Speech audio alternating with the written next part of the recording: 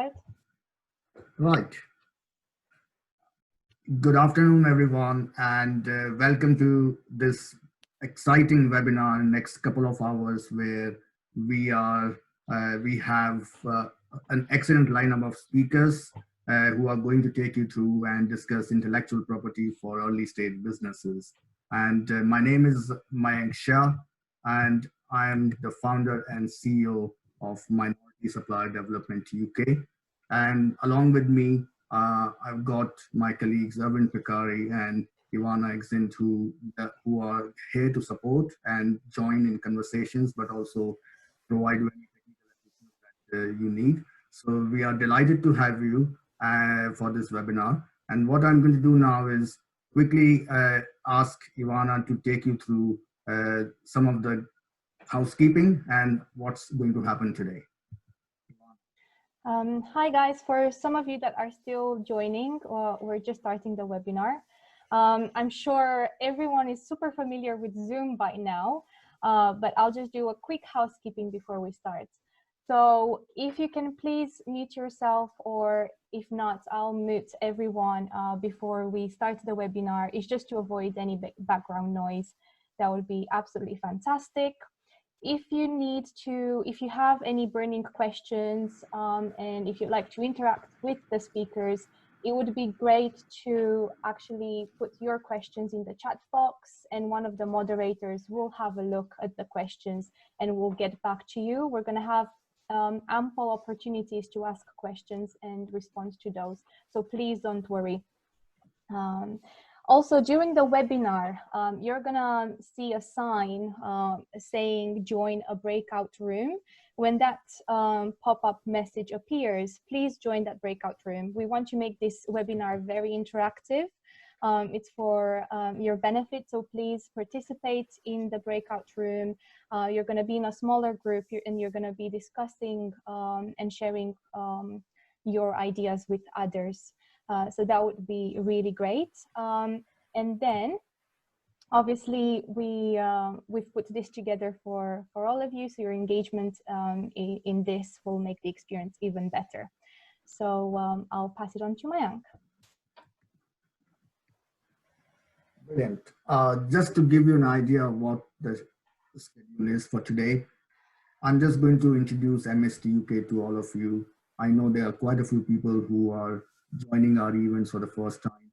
I would like to share with you what we do and how we support businesses. Then I will hand it over to Reena and Anand for the first half of the presentation, some breakout sessions at around 5 o'clock. These are some tentative timings. There will be some Q&A again, second half of the presentation at around 20 past 5. Then we have 2 other breakout sessions, and then in the end, last 15-20 minutes, we will try to give you all opportunity to ask questions. So that's the sort of schedule that we have put together for today's webinar. So let me introduce MST UK. I'm the founder and CEO of Minority Supplier UK. And our core function is, and we are a not-for-profit. I founded this organization in 2006, and the primary function and objective of MST UK is, so how can we provide innovative and high growth SMEs that are owned by ethnic minorities in this country, give them access to global supply chains, help them grow and succeed. You know, some of you might be thinking who are on this webinar that do we qualify to be part of this, but most of our webinars and events that we do are open for everyone. It's a very inclusive network. Only when it comes to making those connections with global supply chains, global partners, we provide that opportunity to ethnic minority businesses who are underrepresented in those supply chains. But as I said, we are very inclusive, and we welcome everyone to this webinar. What we do as a network, we are a membership network, and we work, and I will tell you about the companies that we work with. But how we support small businesses that are owned by ethnic minorities is through 3 virtual hubs: Innovation Hub, Knowledge Hub, and Procurement Hub. We work with a whole range of our sort of partners in our ecosystem, like Longnos that we are working today. University of Hertfordshire that we are partnering today. So we have a range of partners, including accelerators, universities, investors who we work with to provide young emerging businesses a 360-degree support of to help them develop their ideas, build a sustainable business around those ideas, commercialize their products and services, give them access to market, and help them scale up their business. Through our Knowledge Hub, which is sponsored by EY, we provide executive education by working with some of the leading business schools. We provide consultancy and also help corporate organizations with knowledge transfer, with supporting them in their diversity and inclusion policies and processes. And then finally, we work with more than 500 buyers from these global brands, and we help ethnic minority businesses connect with them to look out for opportunities to do business with them. And that's our core function of connecting buyers and suppliers so that they can do business and transact business. This is our corporate network. As you would see, a whole range of different industries and big names, global brands represented from, Accenture to EY, Enterprise Rent-A-Car, IBM, Google, Facebook. This is more than 50 organizations that we work with. These companies have major focus around making sure that supply chain, like their workforce, is inclusive, represents the community that they serve. And over the last 14 years, we have worked with more than 125 global brands that have spent more than 800 million with minority businesses, with ethnic minority businesses, which is really good, because what it does, it provides ethnic minority businesses grow their business, create more jobs, create more wealth in the communities that they are based. So this is a win-win situation for everyone. We also have built up a network of more than 2,000 ethnic minority businesses in our network. And as you could see, they represent a whole range of industries. And I would encourage all of you who are here, think of joining and taking membership of MST UK, because we give you access to a whole range of programs and support. Also, good thing for ethnic minority businesses that are attending this webinar and still are not officially member of MST UK. We are offering, as COVID-19 started, we made a big statement of paying it forward by offering a 1 year full free membership to all ethnic minority businesses. Generally, our membership is £300 a year, but till March 2021, we are offering a 1 full year membership for free to all the ethnic minority businesses that would like to join MST UK.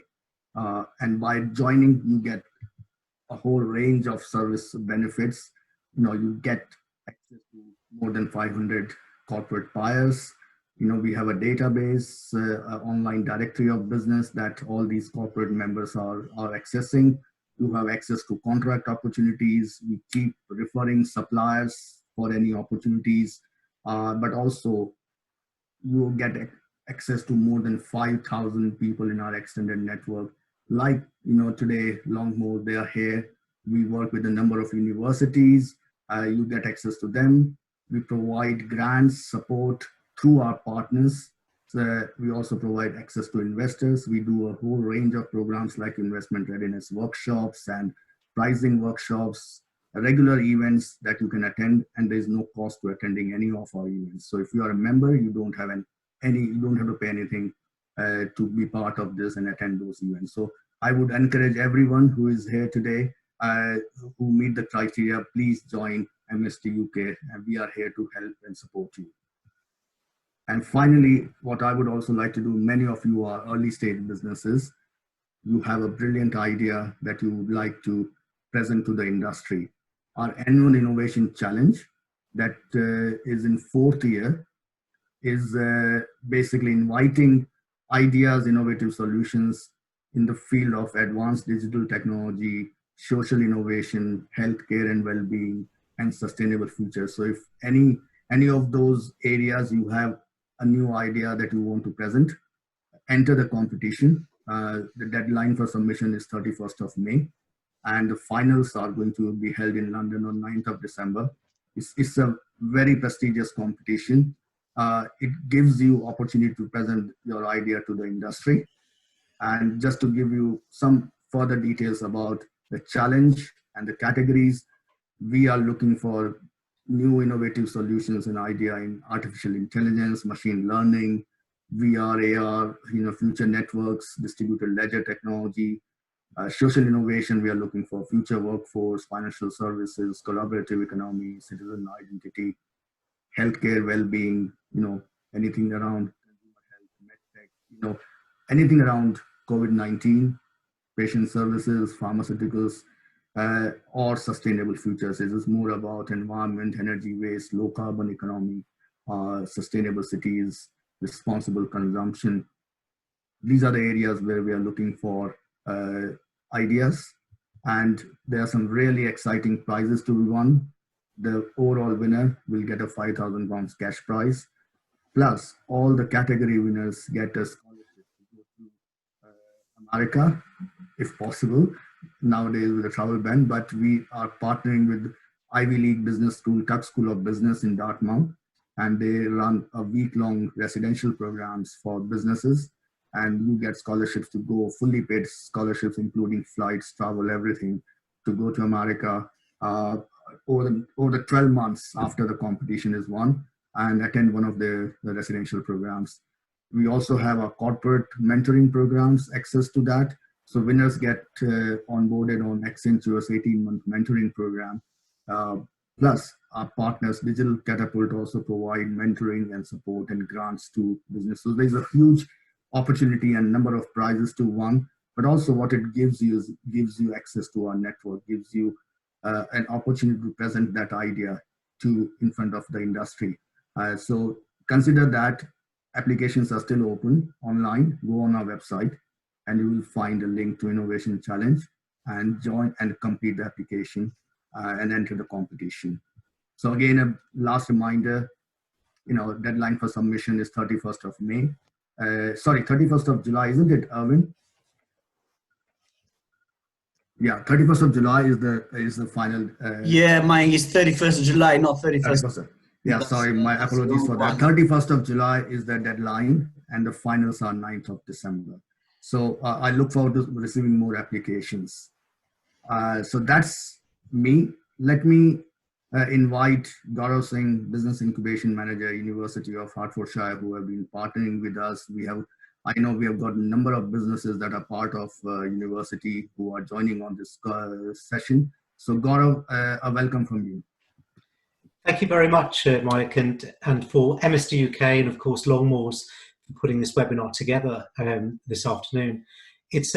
Really is a pleasure for the University of Hertfordshire to partner with both MSD UK and Longmoors for today's session, and we hope to continue this relationship in supporting our increasing sort of business community at the university for our early stage businesses, both student enterprise and the wider business community that we engage with through our incubator and the enterprise zone offering that we have. This collaboration is really a sort of a welcomed benefit in increasing our wider participation with the less representative groups within the university and our businesses that we are supporting. So it's a great asset, having this relationship with you guys. And I know that the businesses themselves that are joining us here today very much welcome, this session and all the other sort of things that you guys do. So really appreciate that. Please do reach out to myself either during or after today's session so we can sort of support more activity around business development and business support. We're very keen to engage with a wider spread of businesses across both Hertfordshire and beyond. So I'll be very sort of interested in sort of, touching base with many of you after today to see how the university can support you going forward in your businesses. So thank you very much, Mike, for sort of this collaboration, and I hope the session goes well for everyone. Thank you, Gaurav. And let me now introduce our two esteemed speakers, distinguished speakers, who are going to take you through today's webinar. Reena Sound is a company commercial partner and heads the commercial and IP team at Longmore Solicitors. She has over 19 years experience in dealing with a variety of commercial contracts, intellectual property, and brand protection issues. She is also a specialist experience in assisting her clients with protecting, managing, and exploiting their IP assets to their full commercial advantage through licensing, university spin-outs, and other arrangements.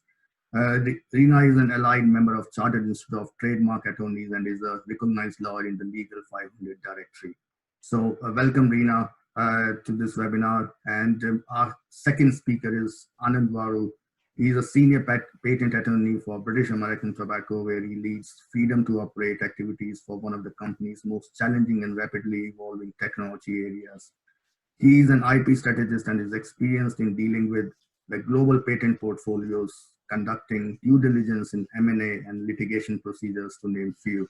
So welcome, Anand, and welcome, Reena, and over to you. So you can share your slides, please. Thank you. Yeah, great. Thank you, Mike, for that kind introduction. Right. So let me just put our slides up. Hopefully everyone can see that. Yes.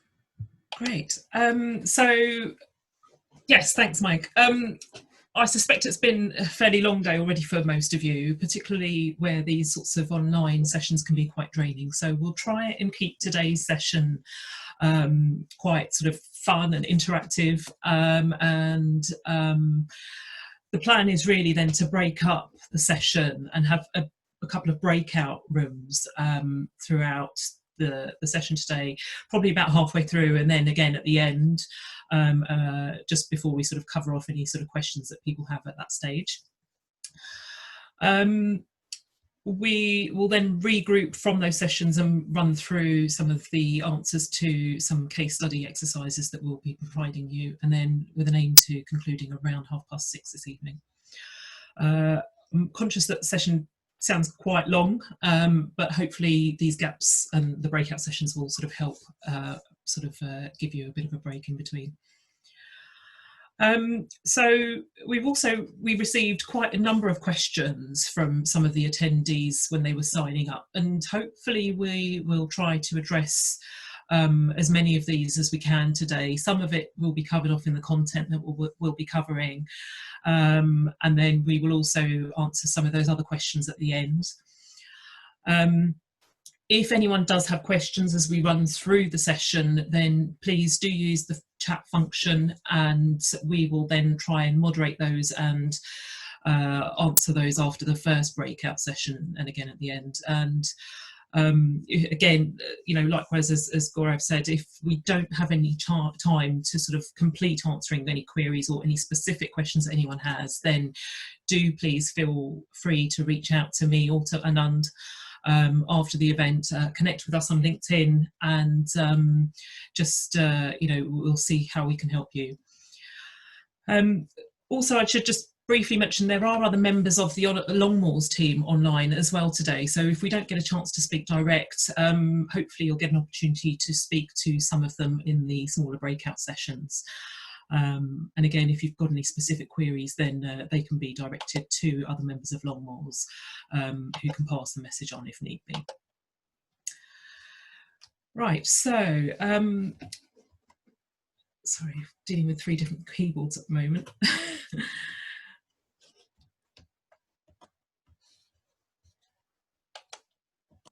Right, so briefly running through the agenda today, we will be running through the different types of IP or intellectual property that are available. Obviously, intellectual property exists to protect the expression of ideas and helps innovation. I'm sure that most of you will have come across one or more forms of IP, but we'll have a quick run through of these as a reminder. Then we will look at how to plan an IP strategy and cover some of the options available for exploiting your IP before the first breakout session. Following that, we'll touch on NDAs and legal agreements, and then also what investors look for when they are looking at IP in particular in a business. And then finally, we will be looking at funding innovation and a final breakout session followed by questions and answers. So moving straight on, as mentioned, as on the invitations that you would have seen, IP can be seen as a driver of value. It builds goodwill, it can attract investment, it helps protect innovation and growth, and it's great for businesses because IP rights can help to provide market access, prevent the unlawful use of your work. They can build assets for creating value, including opportunities for collaborating, as we've done with the event today. They can enhance your reputation, build customer loyalty, provide leverage in negotiations, improve access to funding, and essentially give you a competitive edge, which is crucial in today's market. And that's, you know, I can sort of talk about that, but there are studies that actually confirm, you know, the value of IP and the importance of it, and these really sort of emphasise the importance. And even just last year, there was a study that was released which shows that SMEs that have filed and used bundles of trademarks or patents or designs, other IP rights, can increase their chances of becoming a high growth firm by 33%. So it really does back up, you know, the stats really do back up the position in terms of the importance of IP and the fact that it can really boost a business. We can't really move forward until without mentioning the current COVID situation, obviously. And I think this has given many businesses time to sort of think and to innovate. And essentially it just goes to show that with any crisis comes opportunities. So, I mean, I think SME survival is, and it will continue to be even more so now, vital to UK and European stability and future growth now more than ever. And businesses just need to understand the bottom line value of managing their innovations and creations. So this first slide outlines obviously the different forms of IP, and we'll briefly run through each of these in turn. But we'll be mostly focusing on the first 4 or 5 of these today. But if you have any questions on any of these, then obviously do raise them. First on the list is patents. So I will pass over to Anand Varu, who will run through the patents and what these are. Thanks, Rina, and hello everybody. Good to see some great attendance on the line. So this is going to be a very light touch on patents. I'm doing most of the talking, so I've kept no bullet points on the slide so that you can really listen and not zone out, as I'm sure is what I do when I'm attending a webinar. So hopefully I'll keep you engaged. So patents are a form of protection granted by a government to inventions, and the purpose is, or the notion behind it is that the government will award protection to your invention to prevent others from practicing your invention, whether it's manufacturing a product or importing a product or carrying out a service, a patented service, etc. The idea is that in exchange for that protection that the government are giving you, your patent will be published at around 18 months. So the idea is to encourage innovation. You're giving your invention, you're getting protection for your invention in exchange for publishing the details of that invention to encourage innovation.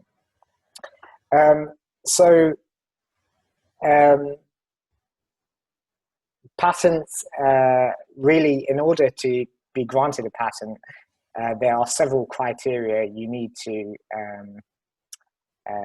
satisfy. So one is the invention needs to be novel, which means it needs to be new in consideration of anything in the world that's been published before you filed your patent application.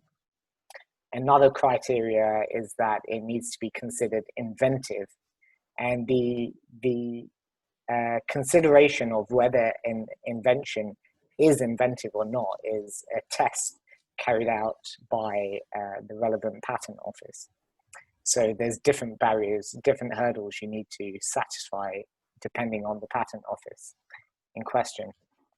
Then there's several other criteria as well. So, for example, the invention shouldn't be excluded by the relevant jurisdictional law. So, for example, in the UK and Europe, you cannot patent a business method, whereas in the US, business methods are patentable, which raises a lot of interesting debate there, which I won't go into because this is just very broad brush. As you may have gathered from that statement, patents are territorial. So just by filing a patent application in the UK does not mean you've got your invention protected all over the world. You need to file in the various jurisdictions of importance to your business. So for example, if you're manufacturing something in the UK, but your biggest market's the US, you probably want to file a patent application in the UK as well as the US. Patent rights are also limited in their lifetime. So the maximum term of a patent is 20 years, and you need to pay annual fees, generally speaking, to keep your patent alive.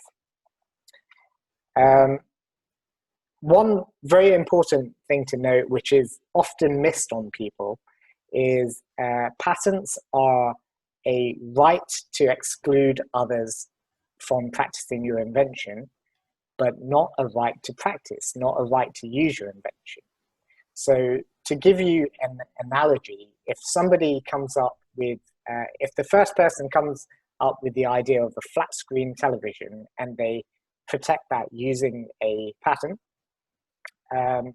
then that will allow them to prevent anybody from manufacturing and selling a flat screen television. Now, if somebody subsequently comes along and creates a curved screen television, let's say the invention there is to create a depth of focus, a better depth of focus, whilst that owner of the curved screen television patent can prevent others from producing a curved screen television, they wouldn't necessarily be able to produce it themselves because they're not the first people to patent the general idea of a flat screen. So they would need a license to, from the flat screen television patent owner, in order to practice their invention. So again, just a very high level summary. I'll pass back to Rena, and I'll monitor the chat for any questions. Great. So moving on to trademarks. So trademarks are normally used for brand identity, and essentially they serve to distinguish between the goods and services of one business from those of their competitors or others in the marketplace. As you can see from the slide, a trademark can be words, it can be logos, it can, typical examples of slogans, for example, as well, could be L'Oreal's "Because You're Worth It." You can also potentially register sounds. The MGM Lion's Roar at the start of movies by the company is protected by a trademark. You can also register colours where they are distinctive for a particular brand, and everyone will be familiar with Cadbury's purple. And also there's BP Green have registered as well, their particular shade of green. You can also go as far as registering a smell, although it's not very common in the UK. And I've heard of a Japanese brand of tyres protecting and registering the smell of their tyres, which smells of roses, as trademarks. And I've also heard about tennis balls, which smell of freshly cut grass, being registered as trademarks, funnily enough. So there's a lot more that can be registered as a trademark than you might think, but it just obviously has to be in a form that you can graphically represent when you submit an application, to the relevant trademark office. And also there's certain criteria as well. So before a trademark can be registered, and for it to be capable of being registered, it has to be distinctive.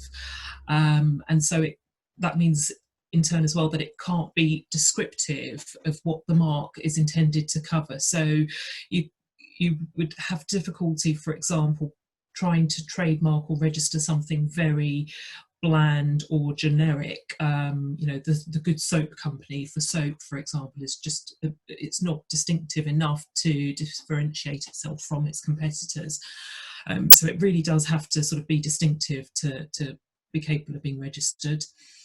And then the second element is that it shouldn't overlap or clash with anyone else's trademarks who have registered their rights before you. Because again, the whole purpose is that once you register a trademark, it gives you exclusive rights to over the particular name or logo or whatever shape the mark takes, to the exclusion of others. So it will prevent anyone else from registering a similar or identical trademark unless they were to obtain some form of permission. Another interesting case was Le Boutin, which are obviously the famous designer shoes with the red soles, and those were registered successfully as trademarks in certain countries. And I think more recently they won a court case in the Dutch courts in relation to the red soles on their shoes also being capable of being registered as a trademark, which is quite interesting. Trademarks can last for 10 years, and once you pay renewal fees, they can potentially last forever. So these are brilliant rights in terms of protecting your brand, and they really do help to establish and link and connect a particular brand or logo with a particular company. Normally what would happen is that when you register or apply to register your trademark, you look at the various classes of goods and services that you want the mark to be registered against. And there are various categories and classes that you'll see when you look to apply. Moving on to design rights. So again, this slide shows examples, and design rights can essentially protect a product's visual appearance, and this can be for the whole or a part of a product, and can entail colours, shapes, the texture. You've seen the sort of the shape of the Nescafe coffee jar, for example, on there. And essentially, again, this provides, when you register the design, it provides the owner with an exclusive right for a limited period to make, use or sell any article that design is applied to. These rights can last up to 25 years. You don't have to register designs, so you can use them without registration, and those designs last up to 15 years from the end of the year in which the design was first created, or 10 years from when it's first made available for sale. Great examples of design rights can also include book or video game characters such as Lara Croft, or cartoon characters. It can include furniture, household items, surface patterns, which could be applied to sort of anything from wallpaper to stationery or other merchandise. And also, again, just to touch on a case, there was a battle that you may have read about at the time, which was Apple versus Samsung. And in terms of the design, the judge in the case said that the Samsung versions just weren't quite as cool as the iPad, which was quite amusing.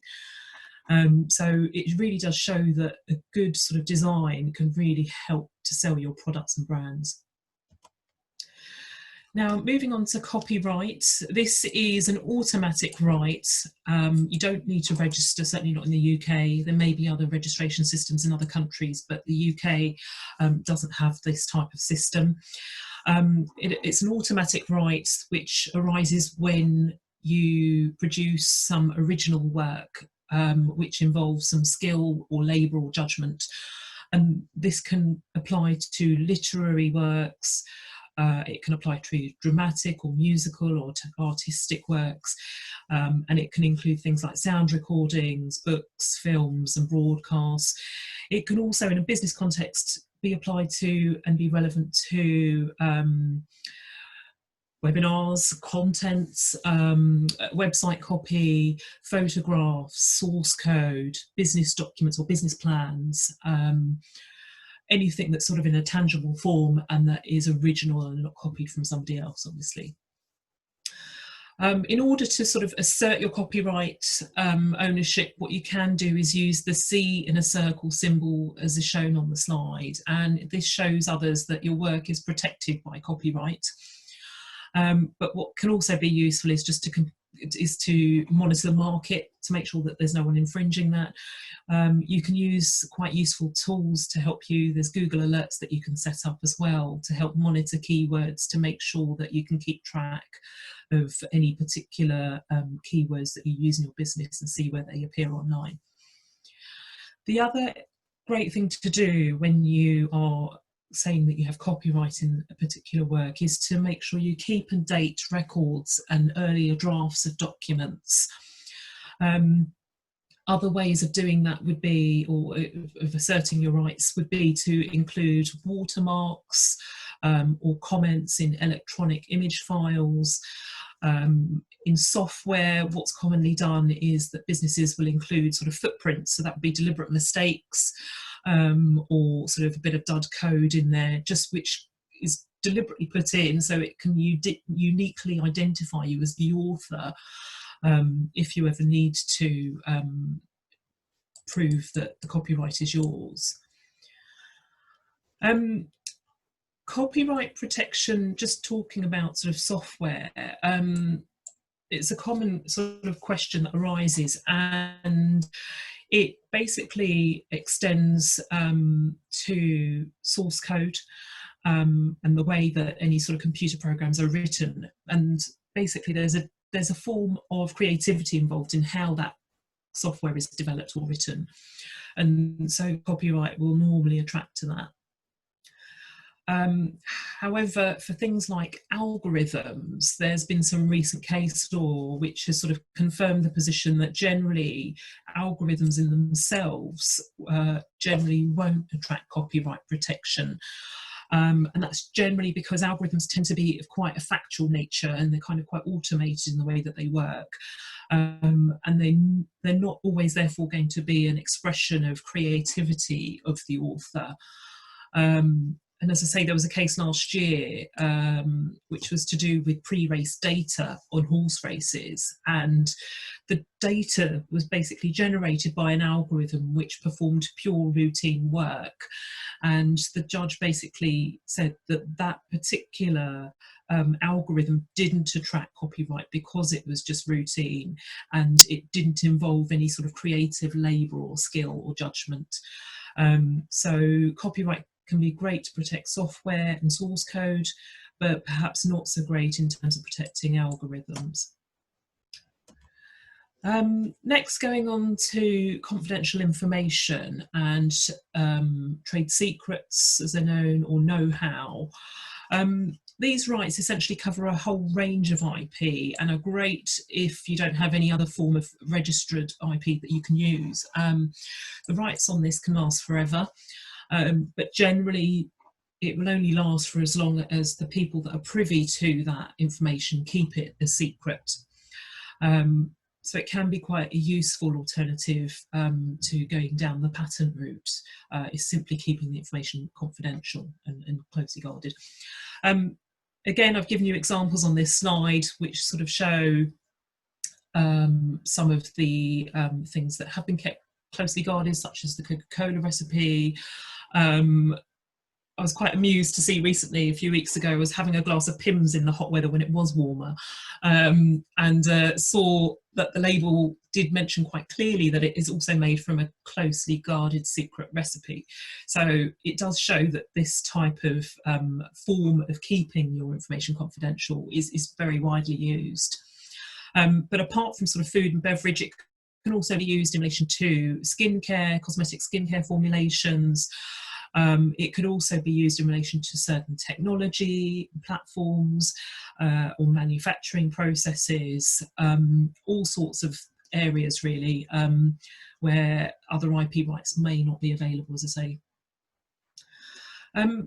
There are other forms of IP rights too, as I showed on the initial slide, but we don't really intend to cover them all today. They include things like database rights, topography rights, plant variety rights, and even domain names are sometimes classified as IP. And you've got to remember that domain names are separate and should be thought about separately to sort of a company name if you're setting up a company, and also trademarks as well, because obviously they give you exclusive rights over a particular website address.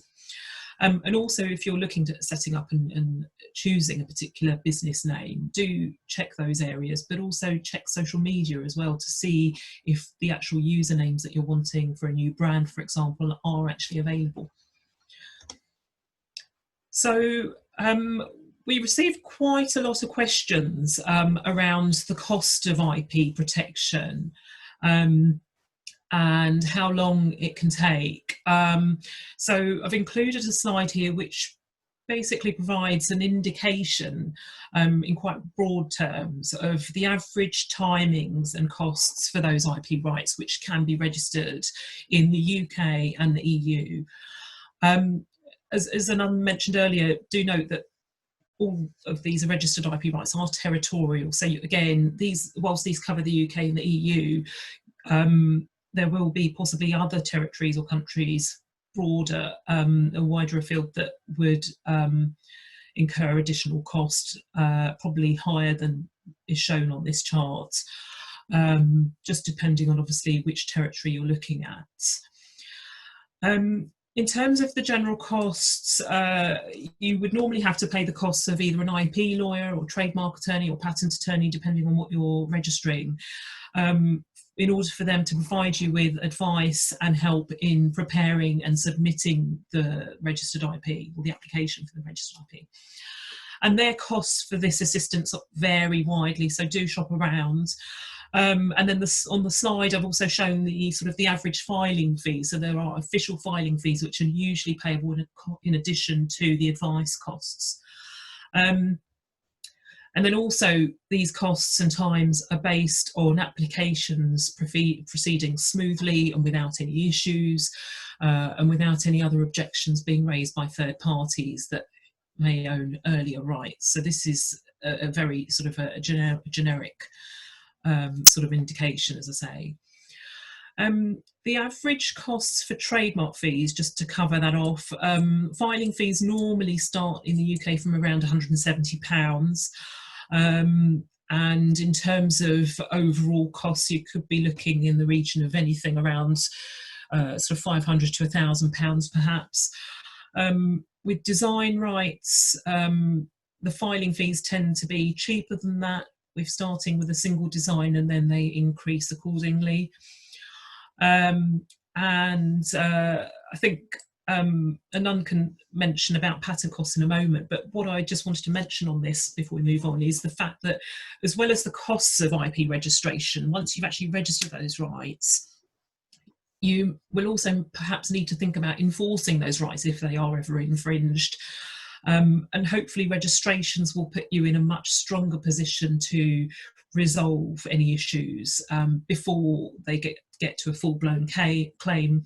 And also they can act as a deterrent as well, because if any issues do arise which result in an IP infringement claim, then the costs can be very prohibitive. We're talking sort of tens of thousands. You know, it can be very expensive in terms of enforcement. And again, the costs of that would vary depending on the type of claim and the facts around the particular case in hand. You can also apply for a UK trademark, and then off the back of that, you can apply for an EU or other trademarks internationally. And if you apply for an overseas or an EU trademark, it can be quite useful to do that within 6 months of the UK filing, because if you manage to do it within a 6-month window of a UK trademark filing, you get the benefit of what's known as priority. And that basically means that you can backdate the international applications to the earlier UK filing date, which is a great benefit, because normally the earlier you get in terms of registration, the better. Anand, did you just want to mention a bit about patent costs? Yeah, sure. So patents are probably the bad guy of the bunch here, in that they're considerably more expensive than the other rights.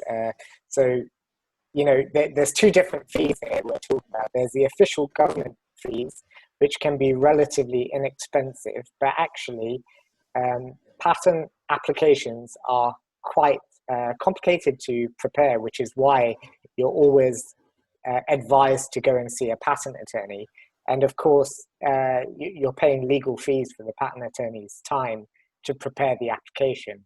So to give you a feel for it, it could be, you know, a couple of thousand to, you know, in the tens of thousand figures, depending on the complexity of your invention and how much time it takes to draft. And then as you go through the time frame to get it granted, so what I didn't mention in my summary earlier is that patents, to get a patent, it's actually an application process, which you're essentially going through an examination procedure with the patent office, who is testing those requirements I mentioned earlier. So is the invention new? Is it inventive?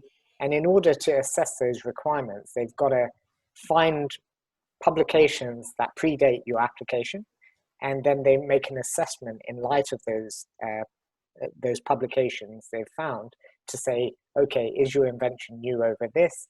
Is it considered inventive, etc.? And your patent attorney will negotiate with the patent office to disagree with the examiner, or maybe amend your application so that it eventually gets through to grant. That process obviously costs money using a patent attorney. As you know, it's a territorial right. So if you want rights in several countries around the world, then those costs will obviously add up, and then you may have translation costs, etc. But there are some clever procedures.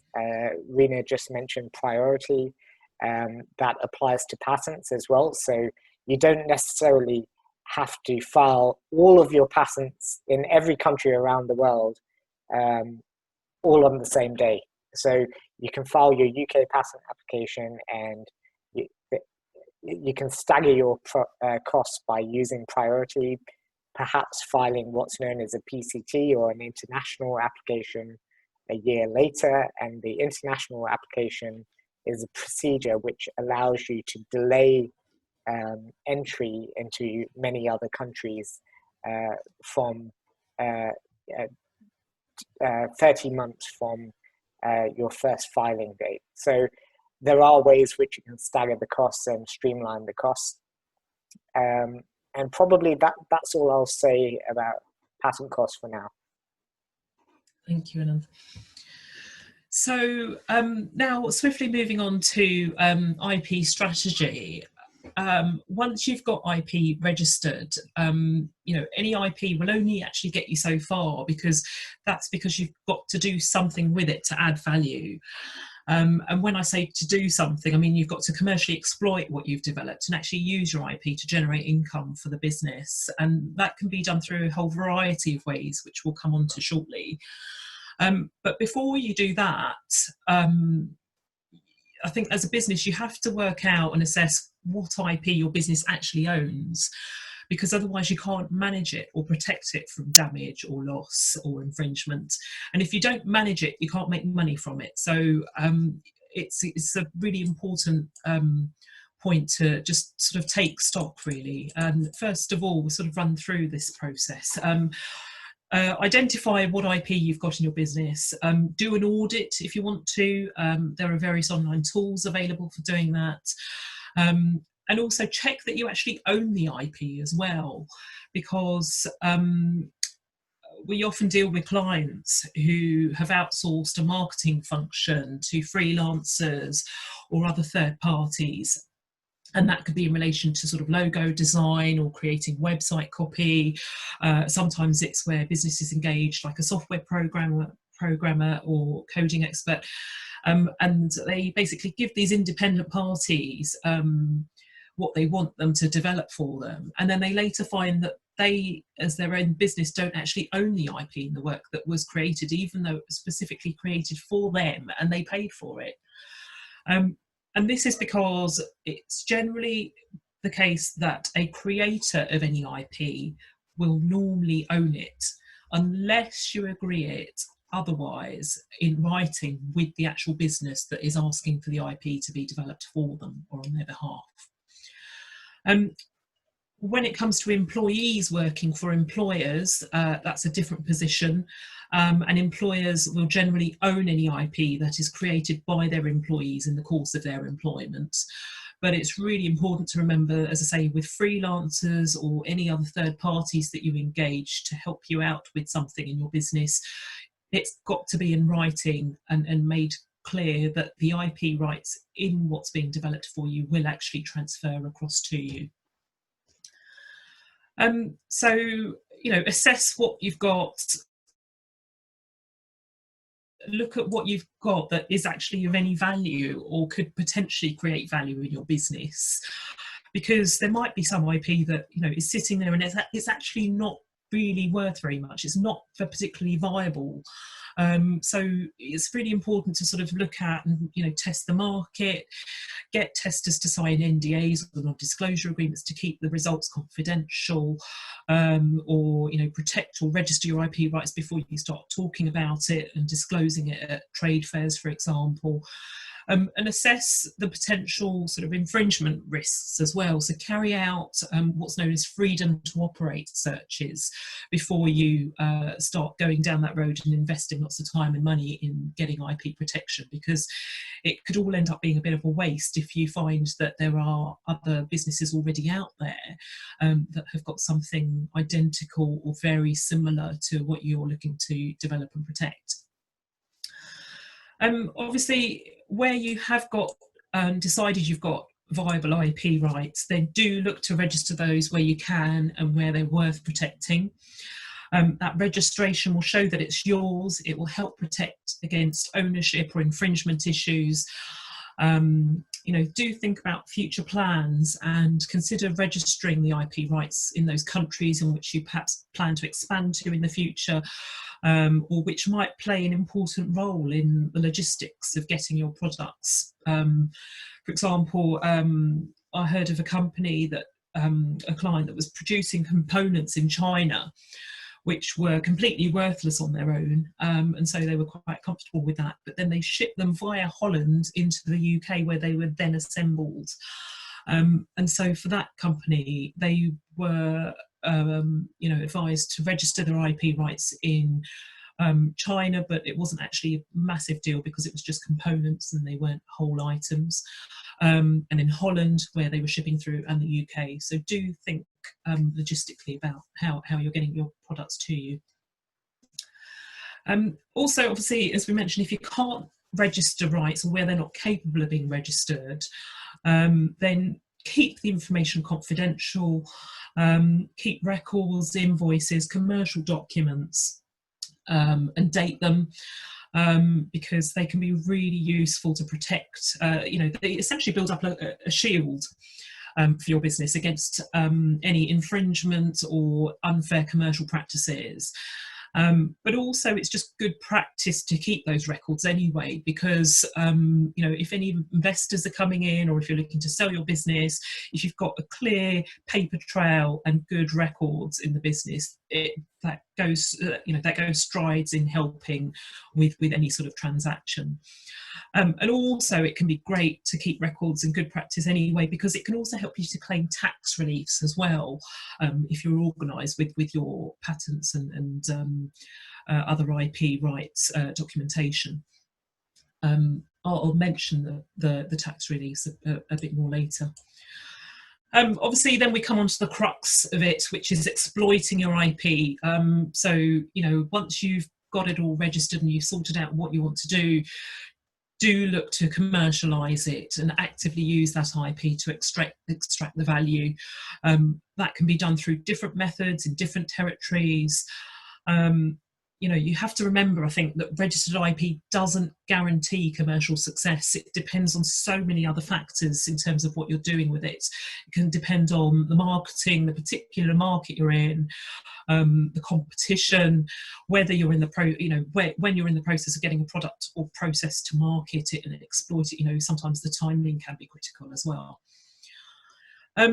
I'll come on to talking more about methods of exploitation in a moment, but once you're sort of up and running, and even when you're in the process of doing that, do monitor the market, as I say. Make sure that you or others are not infringing any other's IP.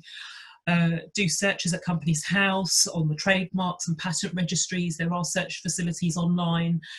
Do domain name searches. Just have a look on different search engines, and really do your research to see what's out there, and really then try to differentiate what you have to offer from those businesses. And also monitoring can also actually be useful in seeking out opportunities as well. So I had an old contact that used to find and deliberately try and look up old and expired patents, where the 20-year period had expired completely, and then they tended to sort of look at those and see what they could then do with that in order to then commercialise it. So there can be opportunities out there in terms of that. And then lastly, as I've already mentioned a moment ago, look to enforce your rights as well, because I think with any enforcement, you've got to ensure that the value of the IP does justify taking action, which can be expensive, as I've said. And having registered rights puts you in a stronger position, but also it can be useful to, even if you just use the registration as a bargaining tool, instead of a full enforcement of rights. So it can act as sort of a deterrent, or just give you some more leverage when you're looking to try and fight off anyone else that sort of comes and knocks on the door. Ananda, I think you were going to mention something here on enforcement. Yeah. Thank you, Rina. In fact, I'm just gonna, we're a little bit over time, but I think we're fine because we've got loads of time for Q&A at the end as well. I just want to break a little bit from the flow because I've been monitoring the chat, and we will get to the specific questions later, but there's a common theme here developing where there's a few of you guys who seem to be mixing up the different rights. So I think I want to focus on this point one here: identify your IP. There needs to be an appreciation here for the whole of this session that these different IP rights cover different aspects of intellectual property. So inventions, for example, are covered by patents. Aesthetic designs, so the appearance of something, are covered by designs. Anything that gives an association with a brand or associates the origin of goods or services would be covered by a trademark, and so forth. And copyright, for example, protects the expression of an idea, so not the idea itself. So these things are individual rights, and the reason I'm reinforcing that is because there are some queries about patenting a website, and often in my experience you get questions about, and I've come up with this design, can I trademark the design, or can I patent the design, or can I design this copyright, and the rights get confused. These are all separable rights that cover different aspects of a product or a service or business. Okay, bringing it back to the flow. I hope that's understood. But you know, there's some great resources out there, like the Intellectual Property Office, the ipo.gov.uk, where you can read up more about the basic rights. So yeah, one of the things which will be very important for startup businesses or SMEs is not just about protecting what you've got, but defending yourselves against attack from others. So, for example, there are things like IP insurance, which you can get. So if you're bringing out a new product in a very competitive field, you've got an innovative product, but you're not sure if it's going to infringe somebody else's rights. For example, you've come up with a new mobile phone idea or a new communication technology. You're not sure you're going to infringe somebody else's rights, etc.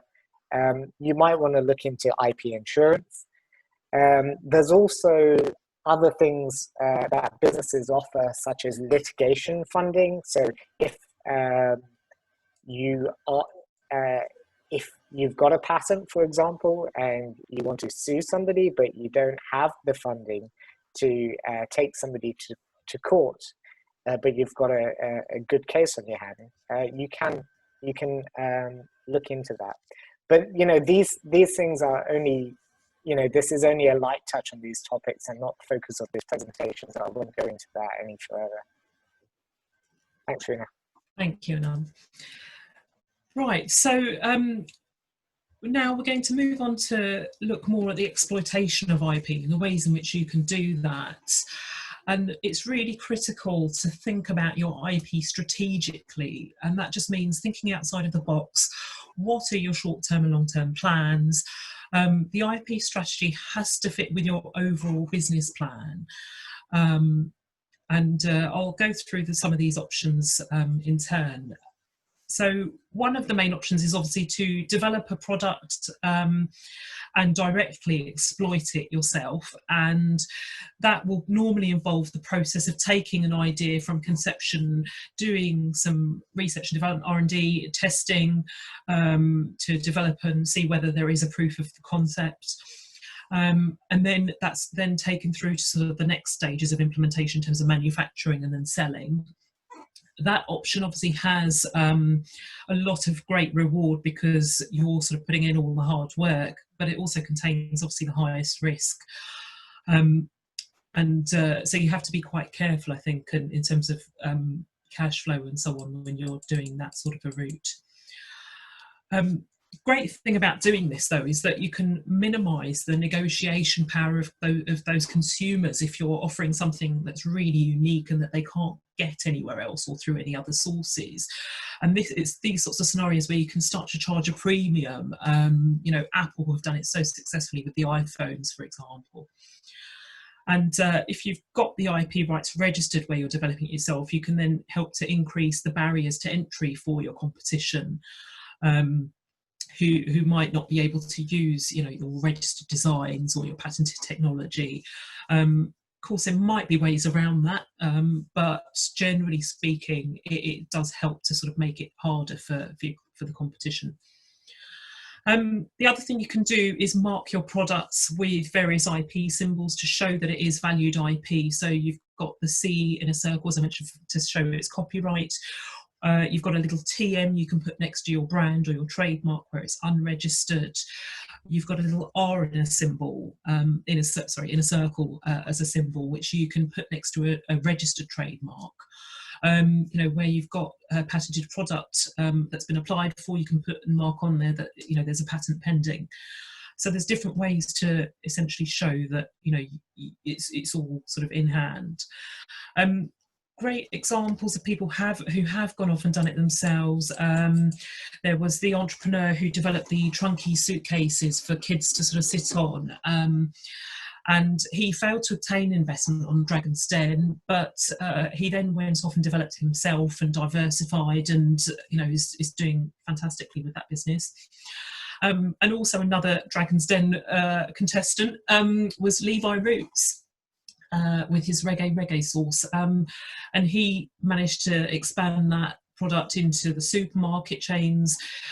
He developed a cookbook, he's got a music album, he's apparently started off a Caribbean inspired food festival, has his own TV cooking show and a restaurant chain to boot. So it just shows the sort of the variety of what you can do when you start building a particular brand and doing it yourself.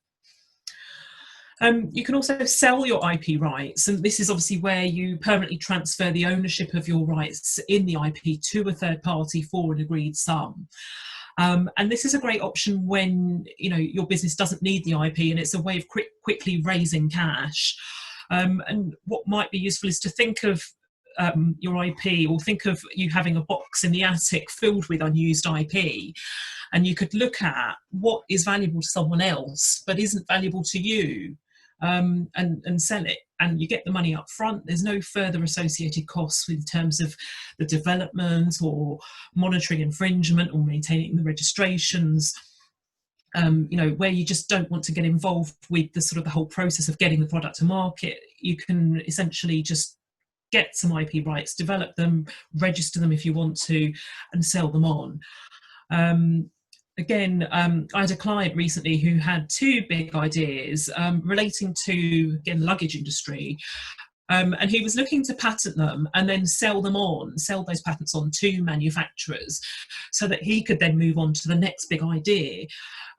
So this option could be really quite useful for those that are sort of serial entrepreneurs and ideas people who are great at coming up with the ideas but are perhaps not so good at the execution or the delivery of taking the product to market in itself, or if they simply don't have the funds to do so, then the sale at the start can sometimes work. The most popular way of commercialising your IP is through licensing. And this means that you basically continue to own the IP, and you basically give permission to one or more parties to use and exploit it in return for a royalty based on the sales that IP generates. And that could be through setting up and appointing sales agents or a distribution network. It's a great marketing tool because you're essentially leveraging and using other people's resources. They're spending the time and the money and the hard work to get the sales in for you off the back of the IP rights that they're licensing from you, and you just need to sit back and receive the royalties as long as it's a good product and concept to begin with, and you've got the right licensees in place. It helps to really sort of increase your brand awareness. It helps to increase sales, especially in other markets or territories. And then you've got the benefit, obviously, that the owner can pull back and gain the IP back after that license or permission expires. I had a client who developed a product security in the retail sector, and he gave an exclusive license to a company to essentially manufacture this product and organise the distribution. And he basically received royalties for over 10 years for doing nothing after the initial development of IP. And he then decided to sell that IP to them 10 years later for a nice tidy sum in order to retire. So, you can combine the different sort of routes of commercialisation as well as he did there. I've also got another client at the moment who is selling baby products, and she's, again, great at developing and coming up with great new ideas. And I've just helped her recently complete a couple of contracts with licensing arrangements with a large baby products manufacturer who have the capabilities and the manufacturing facilities and so on to be able to help expand the sales of her products into the Asian and American markets. So it's a great solution if you lack the money or the people or the ability, or as I say, the finances to successfully bring your IP to market on your own. I'm just going to touch more on the different ways of using licensing. I'm just going to move slides here. This could involve using and discovering new forms or markets, or bundling it with our other IP outside of the core product or service. You know, great ideas historically that have done this actually would include things like bubble wrap, which was originally invented as wallpaper. So, you know, it's funny to see how certain sort of original inventions have evolved over the years to actually end up becoming repurposed for a different industry or application. And, you know, it's a great sort of inventive way to work out, you know, how things can be used in different ways. You know, it could be that you get a patented design feature used to streamline an aircraft, which, you know, might be able to be amended to work to enhance fuel efficient design in cars. Or you could get a copyrighted rock and roll song, which might contain lyrics and rhythms that work well for like a TV, for a motorcycle company. There's loads of different ways and examples of how you can use different rights in different ways and for different industries. A great example of this was through an investor contact of mine. He worked with a company, invested in a company who developed a product for assisting patients who developed deep vein thrombosis, or DVT, on airlines. But when they were doing their research, the company realised that actually only a very low number of people die from DVT on flights each year, which then made them think and realise that actually the product probably wasn't going to be viable in terms of selling very much. However, the company changed its strategy to kind of healthcare in general, where they realised that large numbers of patients suffered from DVT when they were recovering from long-term surgery. And so the company suddenly found it had a viable product.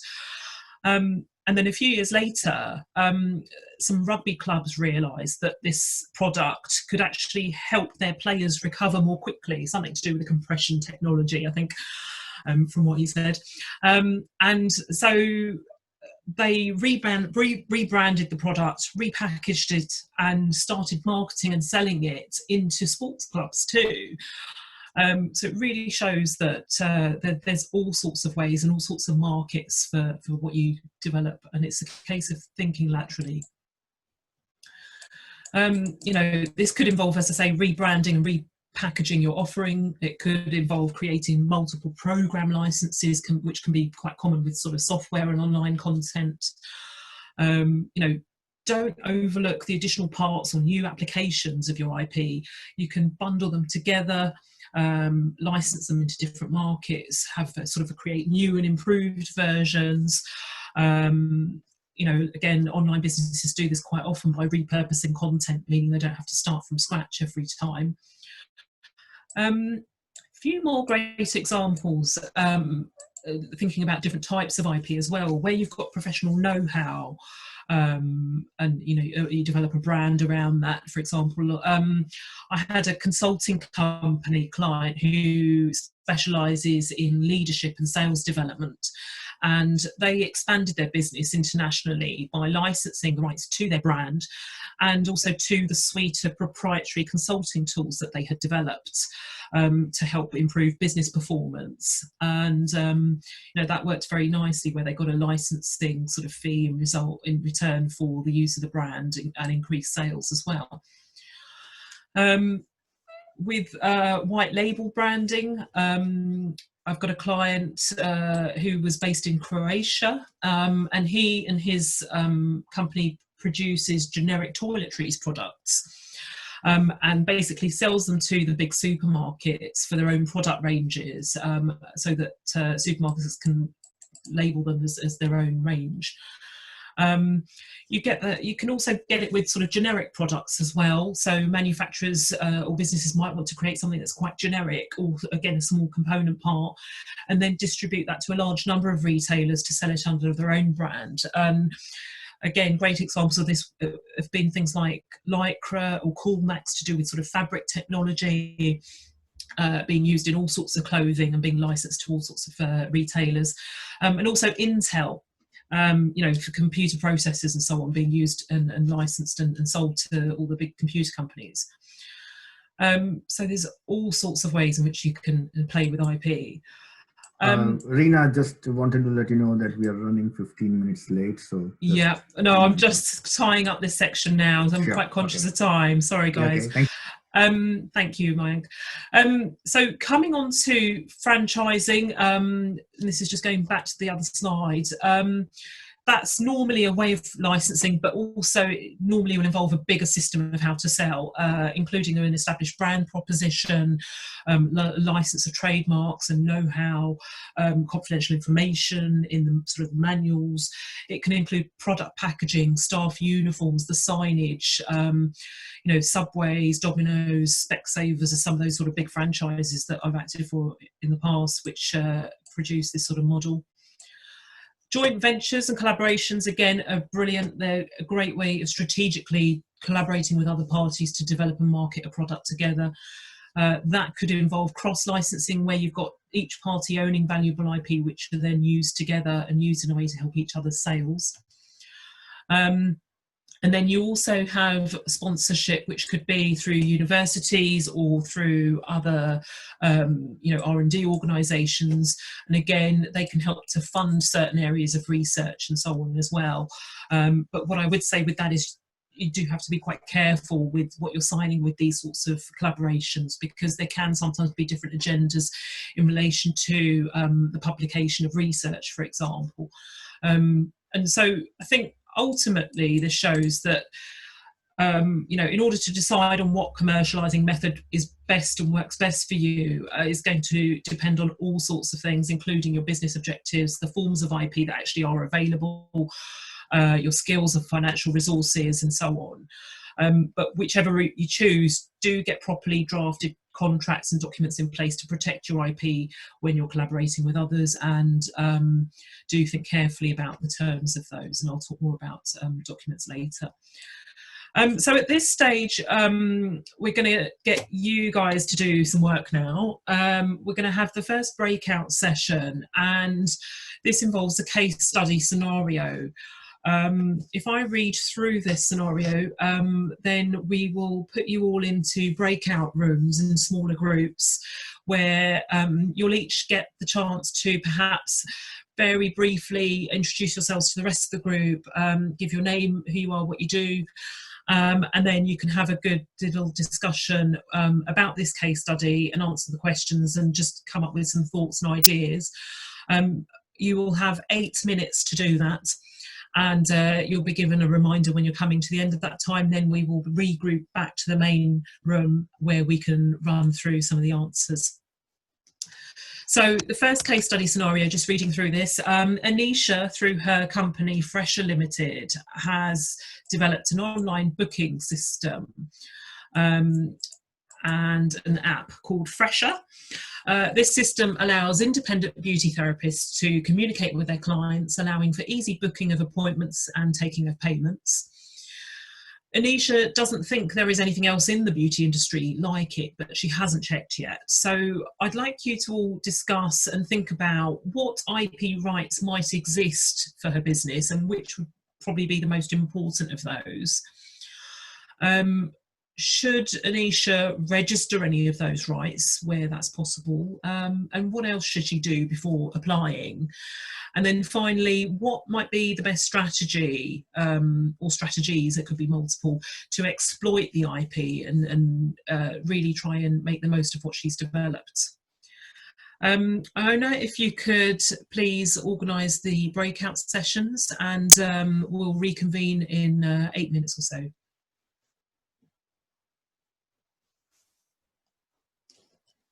I've already done it, and now everyone's going into their breakout rooms.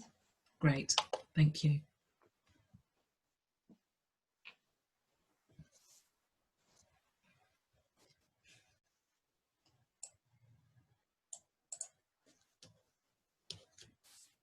Rina, in the meantime, I wonder if you've accidentally annotated your screen with pen. Yeah, I don't know why. I have no idea what happened on that and how that has come onto my screen.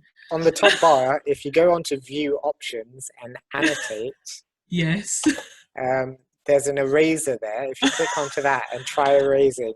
That Oh my might be the solution. Yeah, there you go. Oh, thank you. No idea how that happened. Wow, that's good. Thank you. I did notice it on there. I think it was a bit distracting, but I'm just wondering how many people were like prodding the screen with their fingers. yeah. Hi Whoops. everyone, can you please make sure you join your breakout room for anyone that's left in the main room? Right, so we need to probably look at questions. Right. Are we going to do it in this main room? Because there's still some people joined here. Okay. I guess they're probably not actively listening. So yeah, we can do it here. Sure. All right. If you don't mind. I've got a list of questions if you'd like me to Fantastic. share, or I share my screen, or how should we do it? Yeah. So this, do they all have access to the slides basically? So they've got the case study with them in the breakout rooms. Should have been in the pre-read, right? Or... Perfect.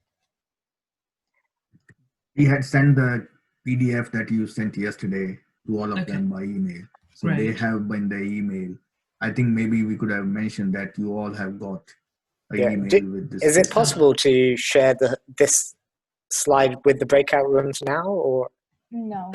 Okay. Because someone in the breakout room we could have assigned as a moderator, and they could have shared their screen. Yeah.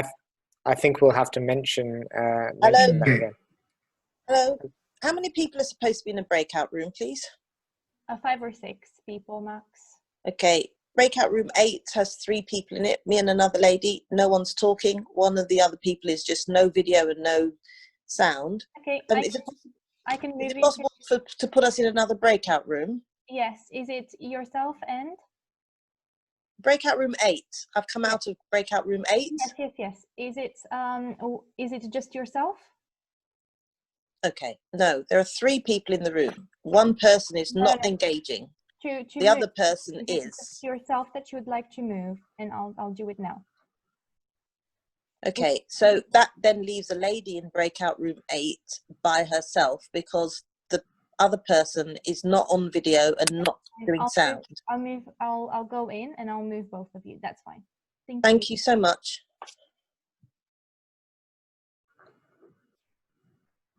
Sorry, I'm gonna go into breakout room 8, if that's okay. Yeah. Okay. Hi. Hi. Hi, Esther. Okay, so I can see. I'll move you to a different room. Okay. Okay. Thank you.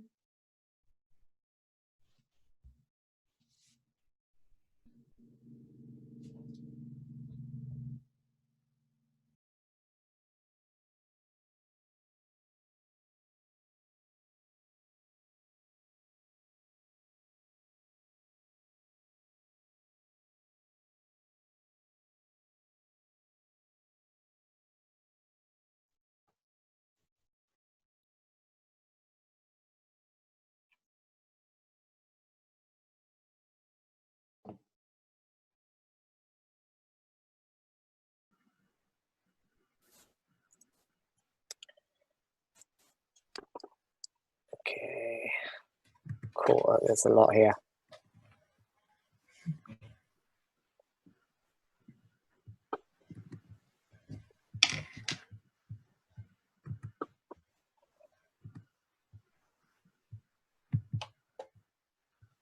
Can you patent a new language concept to be used within a new application?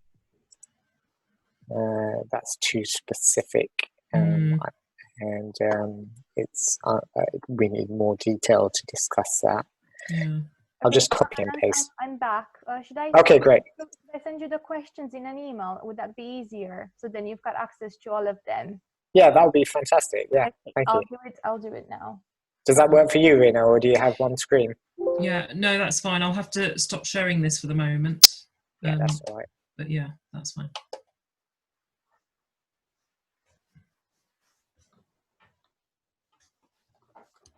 We can see the naughty ones that haven't joined their breakout rooms. They're not listening. Yeah, I was going to say there's a few people that haven't joined. Yeah. Okay, I've just sent it to you now, so you should receive them really quick. Okay, great. I'll have a look. Thank you. Got it. Perfect. If you'd like me to go into one, I'm happy to do so. Completely up to you, Gaurav. That's fine.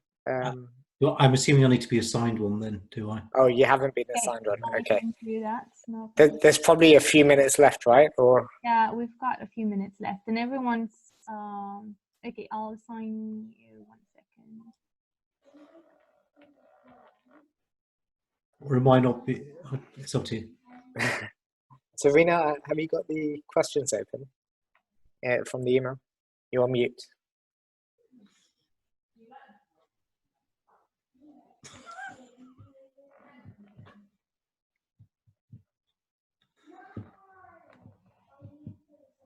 Sorry, too many windows open. Hold on. No worries. Okay. Right.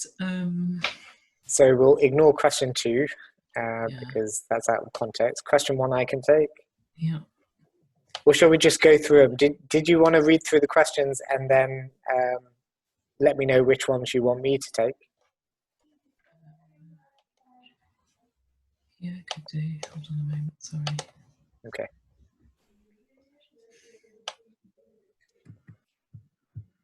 Right. There's a lot of questions. I'm just conscious we're going to be thrown completely off our timing. Yeah. Can I just say that I think breakout room 12 is doing pretty well because one of your colleagues in there, Okay, good. I think, is answering all the questions that everyone. Oh, they're cheating, relying on someone from Longmoors. Gaurav, I've just asked you to join room 10. Okay. So, Joanna, if you can direct people to room 12, that's pretty good. Yeah. So, Rena, why don't we just pick? Why don't we just pick? How many? 5 questions? I think that might be too many because we've got to go through the case study answer as well. Yeah. Okay. But don't forget, we've got loads of time at the end for question and answers. Yeah, right? yeah. No, I'm just thinking for this particular slot, we just perhaps answer a few and then focus most of the rest of them at the end. Fine. Okay, let's do that. Should I say 2 more minutes or?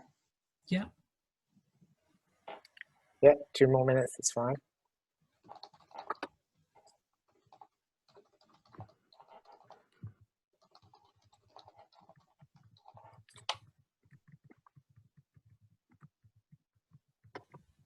I'm just looking at the trademark questions.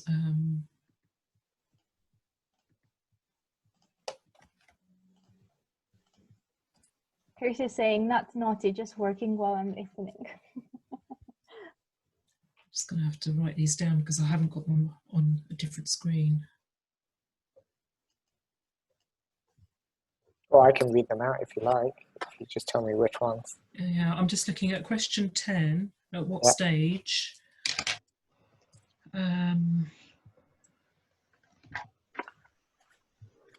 Yeah, so I can ask you question 10. Yeah. Question 15, trademarks. Yeah, question 15.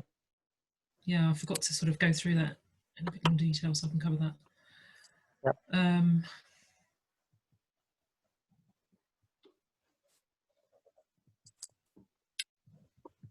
By the way, because not everyone is joining into the breakout rooms, I'm gonna have to reassign them again and just make bigger groups. I just wanted them to give them the opportunity to actually have more opportunities for discussion, but. Okay, that's fine.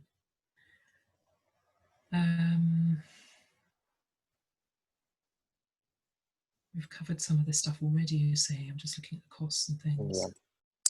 Yeah. And some of it's just misunderstanding of the rights, so they probably asked their questions a little bit prematurely. Yeah. Either that or we weren't clear enough.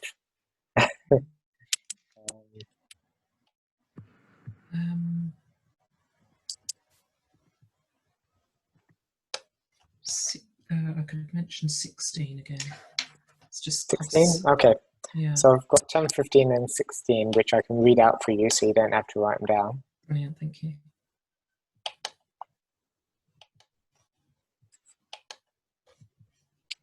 And shall I take a couple or? Yeah, that's fine. So let me see what. 1 minute left. Okay. I'll take question 6. Do you think that we might not, with only 1 hour left, less than 1 hour, we might not have sort of chance of going into other breakout rooms, and maybe you can just have a general discussion on the case studies, or how do you want to shape it?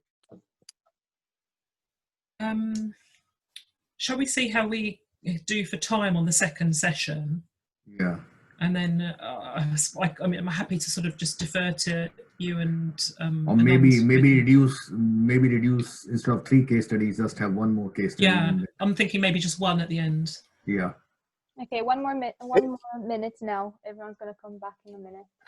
The case studies are pretty good, and they might answer a lot of stuff we're not presenting. So, Rina, I wonder if we just skip the Q&A after this scenario. Yeah. Do the case studies because they're very informative, Yeah. and we do QAs at the very end. Okay, everyone's coming back into the main room.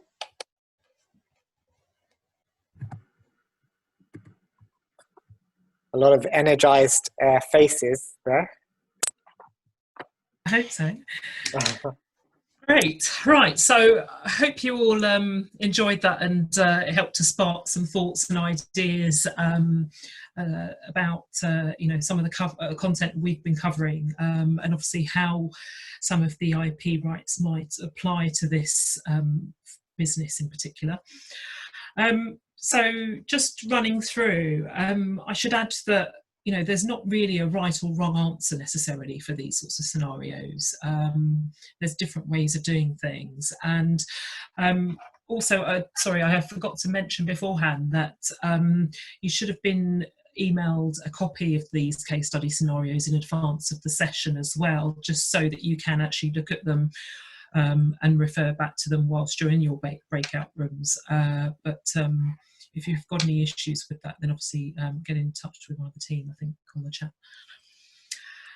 So just running through the answers. So what IP rights might exist here in this business? I think if we just sort of run through them, I think if we start with a patent, where that protects inventions and doesn't generally apply to sort of computer programs in terms of algorithms and so on, I don't think we are probably looking at having sort of a patent protection in this scenario.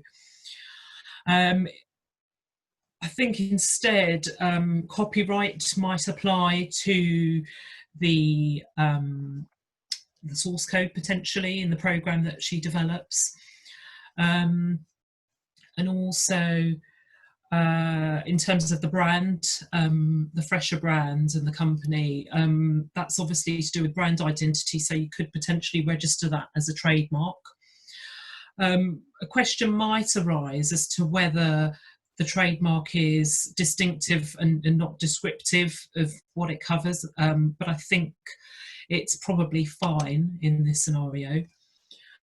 There's unlikely to be any design rights. There's nothing really kind of tangible or like a physical product here because it's online. So design rights is probably unlikely here to apply. And then finally, confidential information. Yes, there's probably lots of research that she's done. And Anisha's probably thinking, right, what else do I need to sort of think about to make sure that this is all going to be kept confidential and that I don't disclose the information in terms of what I've created, particularly the sensitive bits when I'm talking to other people. I think looking at those, the most important rights for her are probably actually going to be the brand once she gets that up and running. And also just the knowledge and the know-how that she's developed and keeping that confidential to her. And then in terms of what else she should do before applying, as I sort of touched upon in the first part of the session, I think it's really important for Anisha to do some market research and do some searches in relation to the trademarks, and possibly any other rights in terms of the business name, to make sure that there's nothing already out there which is either identical or confusingly similar to the Fresher brand that she's looking to launch with.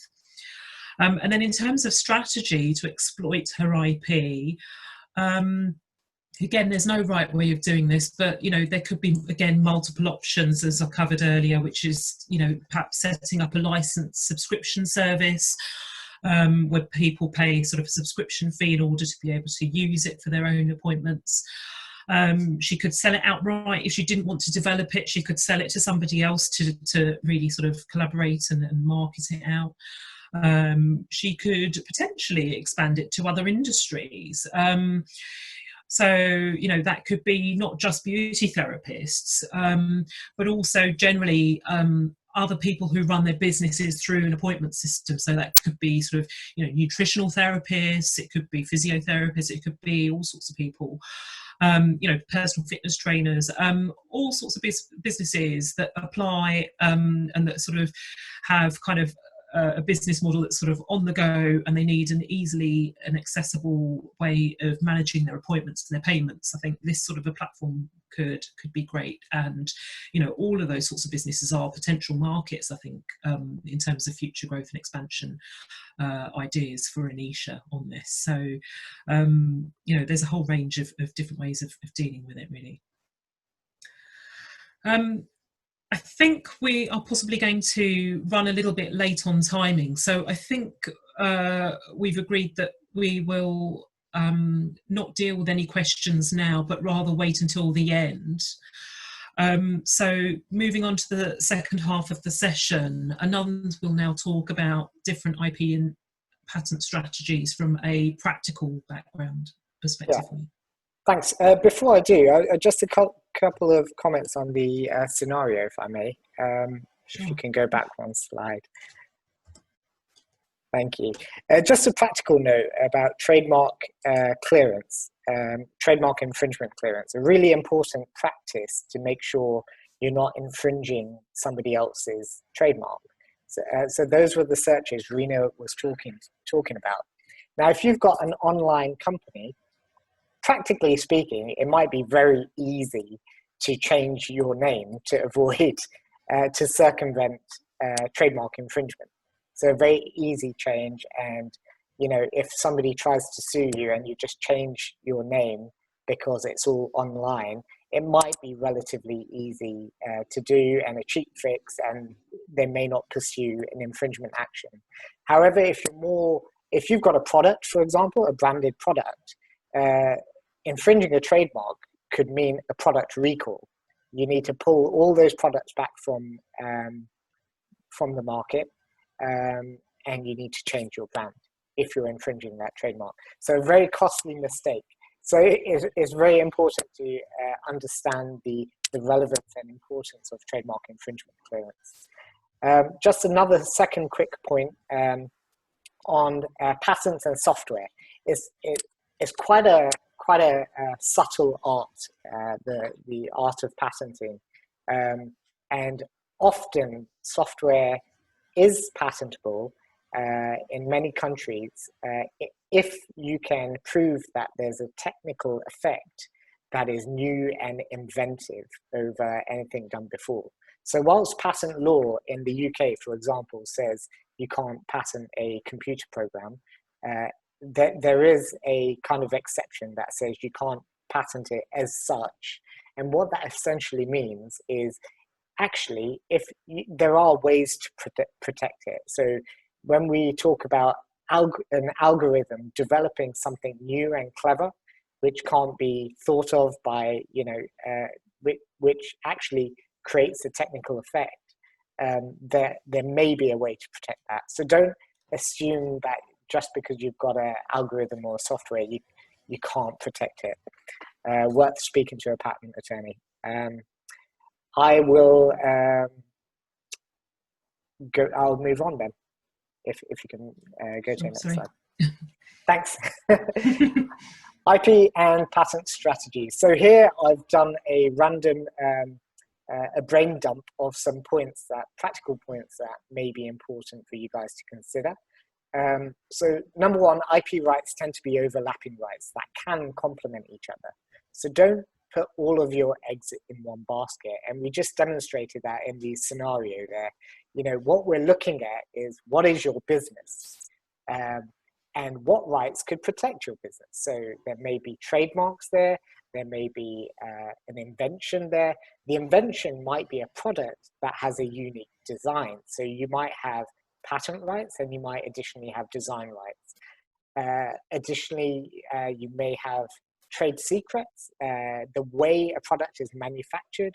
I saw in the Q&A that there was something about reverse engineering a cosmetic product.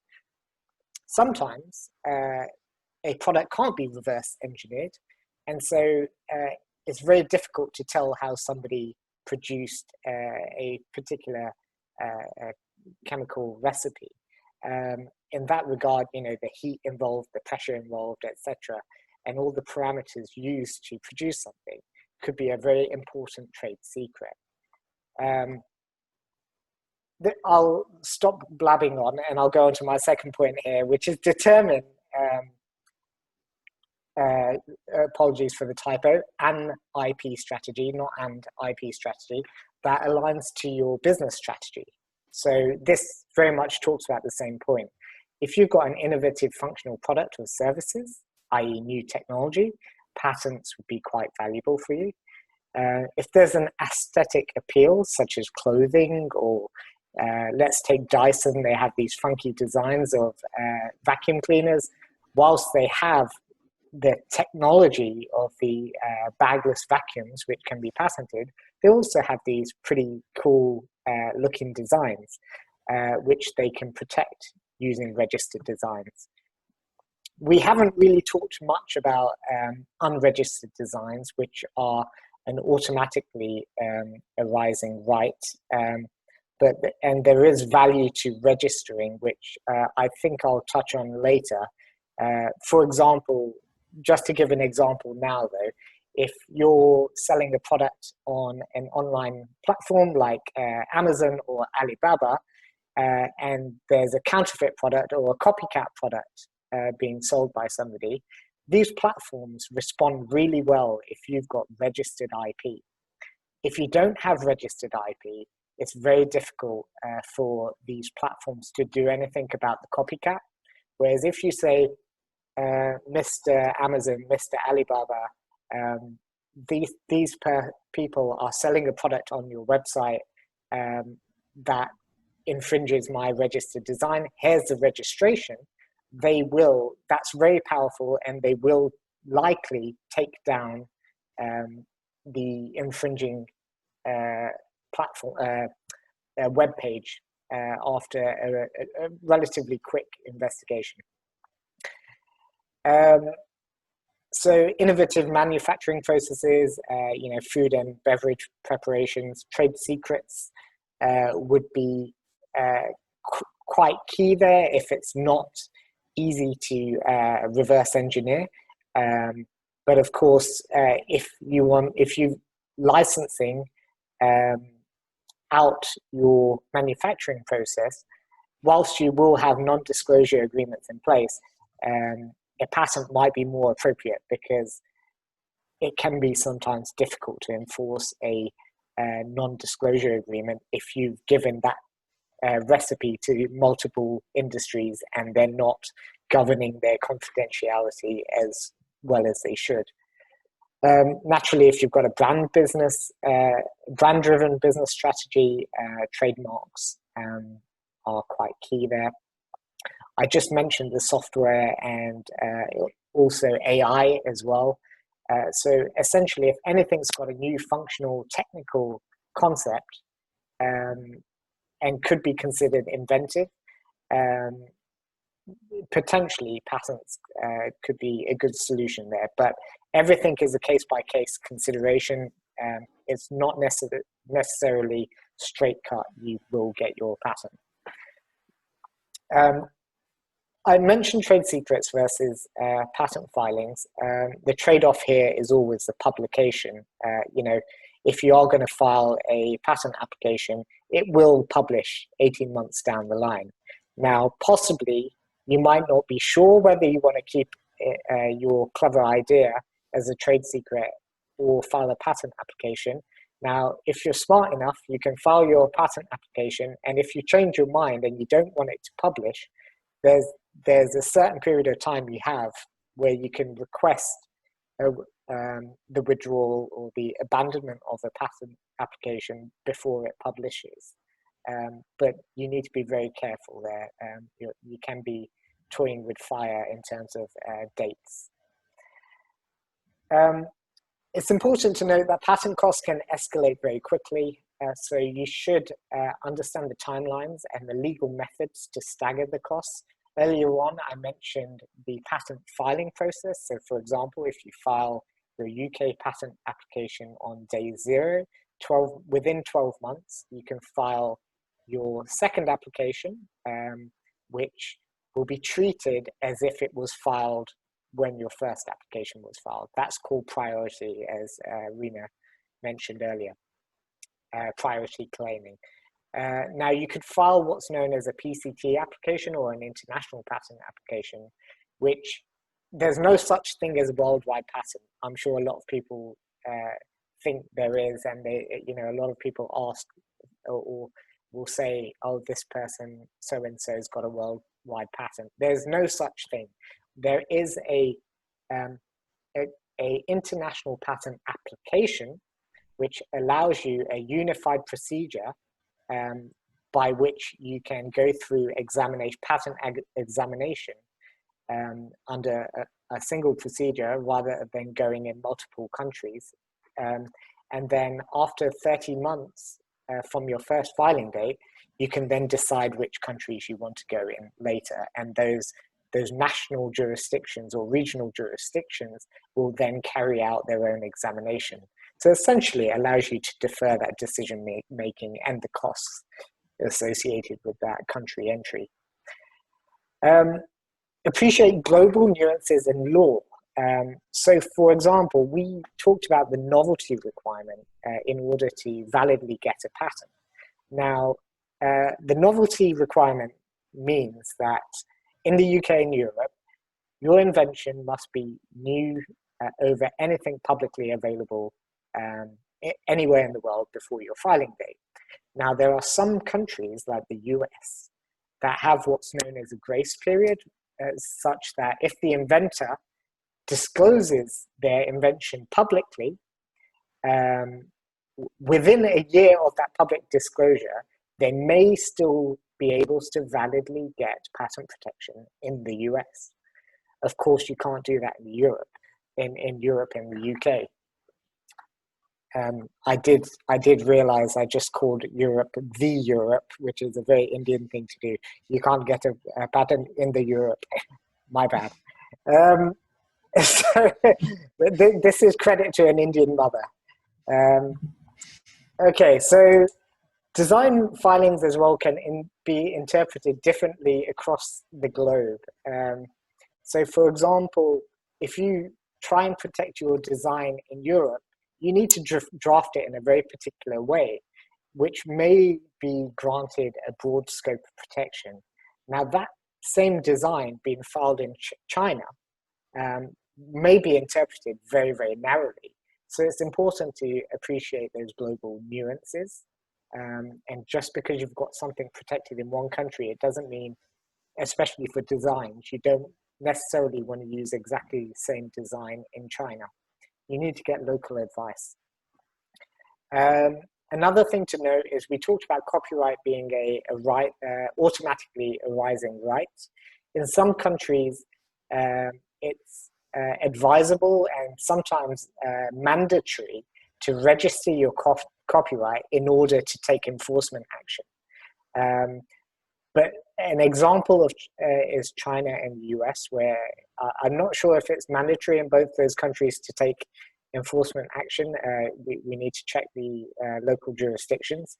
But you can register your copyright. And especially in China, it can be very powerful when you have a brand, or if you have local manufacturer there, to register your copyright so they can't go away and in bad faith register your trademarks, which they shouldn't be allowed to do. But we know China, right? There's a lot that goes wrong there.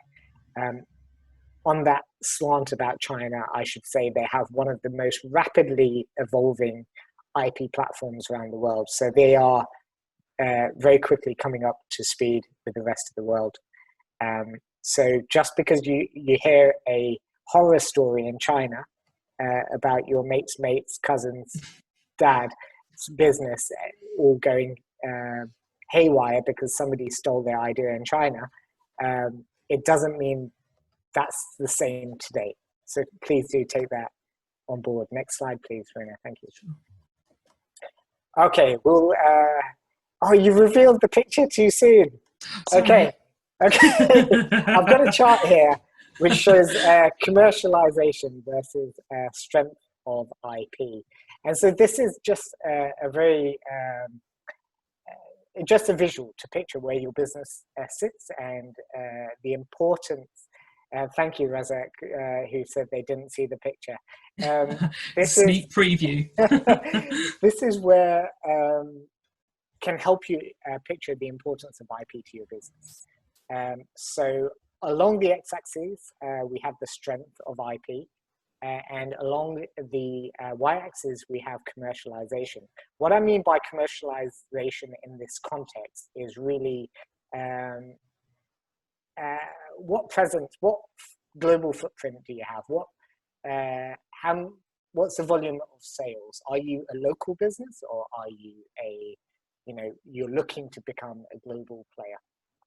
If we can reveal the first picture. So now, if you've got low commercialization, so you're not, let's say you're a local window cleaner business, you're probably not interested in developing a strong patent portfolio. You probably haven't got lots of inventions. You're more focused on your brand and nobody using your brand. You're only really interested in your locality. So you're in the IP world, you're a bit of a small fish. Nobody's gonna probably try and take litigation action against you because it's quite expensive and they won't get much out of it. Now, if we go to the next picture, please. One of the challenges is when you go out of that fishbowl and develop your commercialization. I know this is being recorded as well, so that's going to be captured on camera. You start increasing your level of commercialization. So you've got these strong sales in the UK, let's say, but you don't have much IP. Now, you become a bullseye, you become a target, because essentially you've got nothing to defend yourself with, you've got nothing to negotiate with. If you're going to have a big competitor in your industry, most likely look at your commercial activities exploding and saying, right, we're going to go after them and sue them for infringing our IP. Alternatively, they might say, hey, that guy's got a really good business idea, product or service. They've got no IP, we're just going to copy it.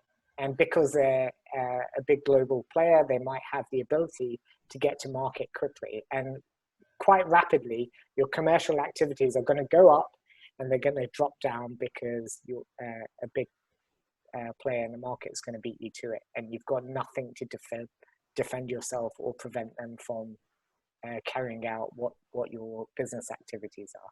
If we move on to the next slide. So this is where most businesses want to be, in the upper right-hand quadrant, where your level of commercialization is quite high and your strength of IP is high. What do I mean by that? You've got a big portfolio of patents or designs, trademarks, if your business is very marketing driven. And I've got a picture of a greenhouse here because a greenhouse, what does it do? It protects against external environment, so weather, attacks from the weather. So by having IP, you get to defend yourself. But it also encourages inner growth for the plants within. So you get to protect your inventions and stop others from infringing your IP. So you get to increase your competitiveness in the market. Now onto the last quadrant. This is where I've given you a shark. So if your level of commercialization is low, you're not really making any products, you're not, you don't really provide any services, you're not selling anything, but you've got a strong IP portfolio, I would say you're a bit of a shark. You're running a bit of a licensing model where most of your revenue is coming from licensing your IP. Now, a very good example of that is a chip manufacturer such as ARM, where their investment is within to their R&D efforts to design semiconductor topographies and new microprocessors, and they license those circuitry designs or semiconductor or chip designs out to other players who use that. So I would say take a moment, look at this chart, see where you sit now, see where your business wants to go, and try and understand the importance of IP, what types of IP you need, and how it will align with your business model. That's my slides. Thank you, Rena.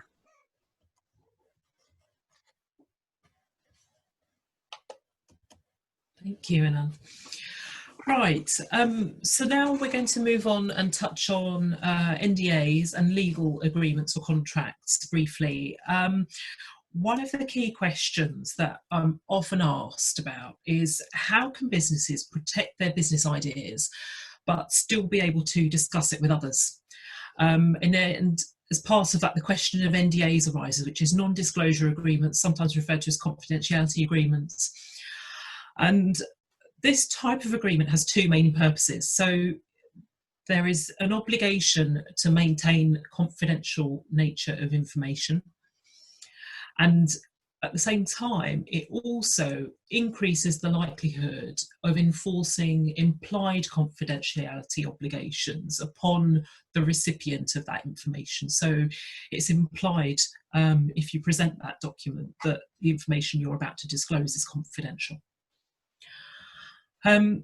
As part of that overlying question, businesses often ask whether they should ask investors to sign NDAs. And having spoken to a few investors, I know, it was interesting hearing their views on it, but basically most of them said that they see hundreds of businesses a month, and if they were asked to sign NDAs for all of those, then it just isn't feasible. Firstly, because it's not practical to sign multiple documents where investors see lots of ideas, and having to go through all of these documents or have legal advisors go through them and advise on them each time. Secondly, there's a reputational risk for them. They don't want to be seen as an investor that ends up stealing a business's ideas. It's not going to be good for their reputation, especially if they are a sort of a serial investor. And then thirdly, there's also a commercial risk for them in signing these types of agreements as well, because if you've got a company that fails on a particular product, but another one succeeds in which the investor is vested, then that investor could potentially find themselves open to a claim by the failed company, alleging that they've passed the idea on to the next business, onto the successful business, when that might not actually be the case. So I think ultimately businesses need to assess the situation and ask themselves, what is my risk? Obviously, you need to be able to talk about your business in order to get funding, and also weigh up, what are the chances of an investor actually stealing your idea? But in real terms, a lot of the time before investors are approached, businesses probably would have spent a fair amount of time in, can take years potentially, doing a lot of groundwork and R&D. And investors don't necessarily always have the time or resources to be able to exploit the same idea, either silently without someone finding out or quickly. You'll be way ahead of them in how you've developed the idea that you've got. Obviously it's still good practice to be prudent and quite careful about how much information you disclose. Especially if you've applied for a patent. And one investor contact of mine said that they would potentially sign an NDA if there was a patent involved, because they understand and appreciate the importance of a patent and protection that brings, and the sensitivity around that information. So it's never say never, really. I think it's a case-by-case basis. So I think, on a practical note, it's worth assessing and working out what level of detail you want to disclose or discuss with potential investors or other third parties about your ideas. You can probably talk about your idea in general terms, so it's enough to sort of gauge interest and make them interested, but perhaps stop at going into too much detail that it gives away too much. In other words, you could say, show what something does rather than how, the details of how you achieved it. And then obviously, if discussions do go further and you are looking to enter into commercial agreements or contracts or license arrangements with other third parties, it's really important to have clear agreements in place, setting out the ownership of each party's IP and the use of that as well. It might be that a party has really established brand and trademark protection in place around that, and so they may well have branding guidelines that they sort of have and set out that they would want you to agree to comply with. If you're looking at licensing type of arrangement, you might want to think about what types of license you're prepared to give as the licensing party, whether you would want to give someone exclusive rights so that they're the only one to use it in relation to those particular goods that might be being sold, or whether or not you're going to leave it as exclusive, non-exclusive. If you do decide to make it exclusive, you could sort of carve up different countries, so you've got one distributor or seller perhaps in each country, and sometimes you can limit that in relation to certain uses or certain fields of use as well. So there's lots of different ways you can shape these sorts of contracts. With any sort of overseas territories in particular, you do take local advice about specific rules and regulations, because different laws obviously do apply. It's particularly relevant as an example in relation to health and safety laws, which vary massively by countries, and also product liability responsibility and that type of thing as well. Rina, sorry to interrupt. Sure. We've got just under 25 minutes left till the end of the session. Yeah, sure, thank you. I don't intend to go through all of these elements of the agreements today, but I had put them on the slide simply so you can think about the different areas of contracts that you might want to think about when you're sort of looking to negotiate or enter into contracts with third parties. And as I say, it's always best to sort of preempt any issues that might by thinking about the worst case scenarios and make sure that those in particular are covered off in documentation. Moving on to the next slide, again, this is another question that is often raised when I talk to some of my business clients, and they will want to know and understand what the investors are actually looking for when it comes to IP in particular. I mean, ultimately, investors in general terms are looking for a viable business that will give them a return on their investment. But in particular with IP, they want to ensure that clear ownership in terms of the IP rights and who owns those is in place. And again, it could be that you've got individual founders of a business that create and develop a particular idea or IP rights around that before they set up a company. And so you've got to make sure in that scenario you've got some IP being, the IP rights are being transferred into the company.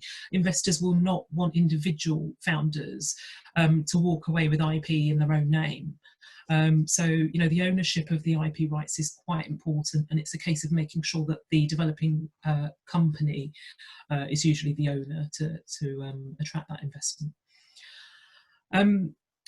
also register those rights. I mean, registered IP are always going to be is always going to be more attractive than unregistered rights, I think, generally to investors. And I think it's important to have a really balanced view of IP protection. Again, speaking to investors, they sort of explain that, you know, they often see three different types of founder. One's those who ignores the IP or doesn't really understand the nature of what they've got in their business in terms of IP. The second is the opposite, who totally over-exit and registers everything, even though it's not really valuable or going to be viable, or takes out a patent but then doesn't actually use it. And then there are those that kind of reach that happy medium and, you know, mark any original documents with copyright notices, register the important brand or trademarks, register perhaps a patent or two in terms of the key elements of the business. IP is generally going to be useless unless you actually do commercialise it and exploit it, so that's obviously important as well. Investors, you know, the reality is early stage businesses will be pre-revenue and quite limited on their budgets. And so they might not necessarily be able to afford to register a patent or other IP rights.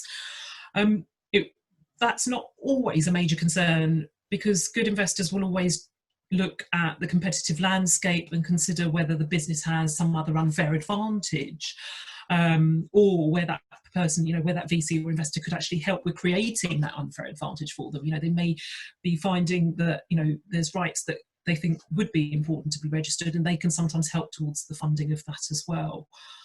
So, you know, it's a case of looking, the investors do look obviously at the key IP rights, but they also do take a broader view, because, you know, it might be the case that owners of a business might have specialist knowledge or know-how that's quite unique, and that, you know, other businesses wouldn't necessarily have. For example, there could be an analysis of satellite images. There might be a team member who's, say, like an army background and has a really unique skill set in being able to analyse, and that could create an unfair advantage for a business. It really does vary. So, you know, it's a case that investors will look at the IP, but also beyond that. The last section of the presentation is just talking a little bit about funding innovation. Again, there are always questions asked about how businesses can fund innovation or IP rights. And obviously a key part of the business is getting up and running and ensuring it has sufficient funding and cash flow. I think historically low interest rates have helped to make borrowing cheaper for businesses, but the traditional sources of funding and financing through banks can be quite rigid and quite a slow process. So, you know, there are now lots of other options out there helping with that.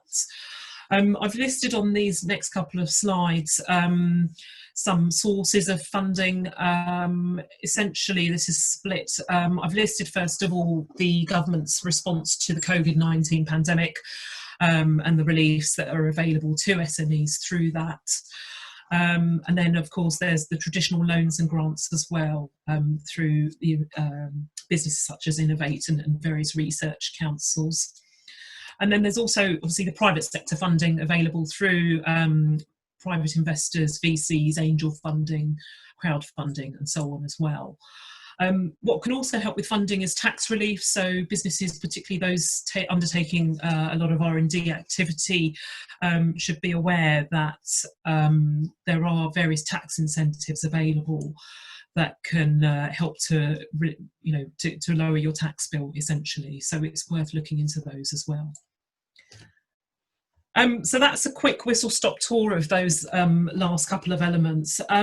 Now we've got just around 15 minutes before we finish. So I don't know if anyone has any views on whether we should do a case study or go straight on to questions. Questions, please. Yeah. Anand, are you happy to do that? Can we get the answers of the case studies, because they're quite useful? We've read them. So yeah. Can we get the feedback for the scenario 2 and 3 eventually, please, even on the slides? How about, Rena, if we talk through the case studies without doing breakout sessions, and then we can do Q&As at the end. That'd be helpful. Thank you. Yeah. Okay. because there'll be a lot of answers. There'll be a lot of uncovered stuff actually in these case studies, which might answer a lot of people's questions as well. Yeah, they're very useful. Yeah, thank Okay. you. Do you want me to lead, Rena, or do you want to? Yeah, well, shall I read through them and then you can come up with the answers? Sure, go ahead then. Yeah. Great. So first, so the case study 2. So we've got Zahara here, who's a keen cyclist and has come up with a new product idea of an innovative bike rack. The clever thing about the rack is it's dual purpose, so it can either be mounted on a wall so that her bikes can be neatly arranged and out of the way when not in use, or they can be detached from the wall and mounted to her car so that the bikes can be securely transported whenever Zahara wants to go on her cycling holidays. The bike rack also has an eye-catching and unique appearance. Zahara was excited about her idea, decided she wanted to quit her day job to fully focus on the idea. She's even come up with a snazzy name for a new business called Bike Hike. Of course, she knows she can't quit her job before even knowing if there will be a good market for her product. And so in this regard, she set up a meeting with a local bike shop owner, Mr. Cheeky Git, to try and understand the market opportunity. She attended the meetings and gathered there was indeed a good market opportunity, and subsequently set up her business, started selling her products via a well-known online platform. And a few weeks later, she discovered that Mr. Git had created and was selling an almost identical product on the same platform under the brand name Bike Hike. So we need to look at the legal, IP and commercial considerations and what Zahara can do to protect her business in this scenario. Okay, good. So now the first thing that should stand out to everybody is the scenario says it's a new product idea and an innovative bike rack. So it kind of indicates that there's an invention here. And we've already discussed that patents should be filed for any invention. So really, Zahara should be filing a patent application to protect the invention. The scenario also indicates that the bike rack also has an eye-catching and unique appearance. The appearance aspect suggests that there could be some potential to file some registered designs to protect the appearance. Then we talk about Zahara coming up with a snazzy name for her new business. And that really calls out the need for a trademark to protect the business name Bike Hike. We then move on. Sorry, I'm going very quickly through this, conscious of time. So it says, in this regard, Zahara had set up a meeting with a local bike shop owner, Mr. Cheeky Git, to try and understand the market opportunity. Now, this should call out two things. Mansata's Kurang has also already identified one thing, is novelty. So first of all, the patent application should have been filed before approaching Mr. Cheeky Git.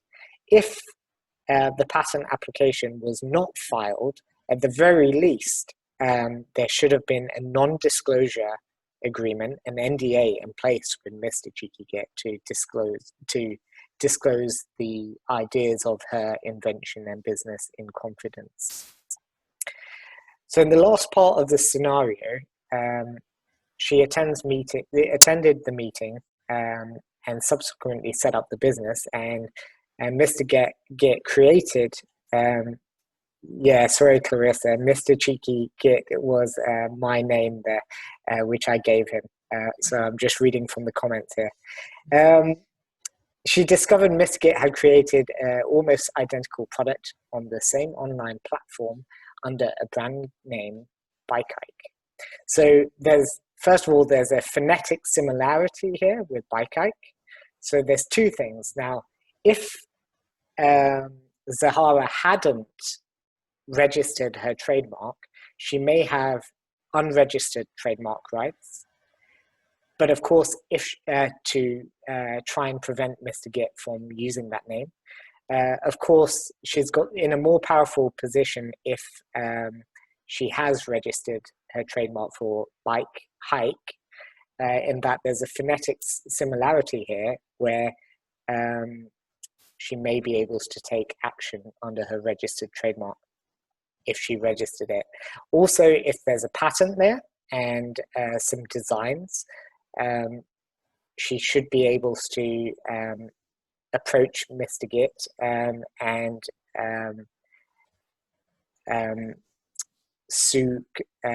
potentially sue him for patent and design infringement to get him to stop selling the product without a license, or she could have him take a license. And a note about online platforms as well. We talked about the ability to have the online platforms take down the infringing product web pages if you can demonstrate that you have a registered right that they're infringing. So it's quite a powerful tool. There are probably a few other things we could consider there, but I'm aware of the time and we should probably move on. I see in the comments, Debo's talked about passing off, which is a very good comment. That's actually related to unregistered rights. So unfortunately, we don't have time in this session to go into that detail, but that's certainly something you can read in your own time. Shall we move on, Rena? Yes.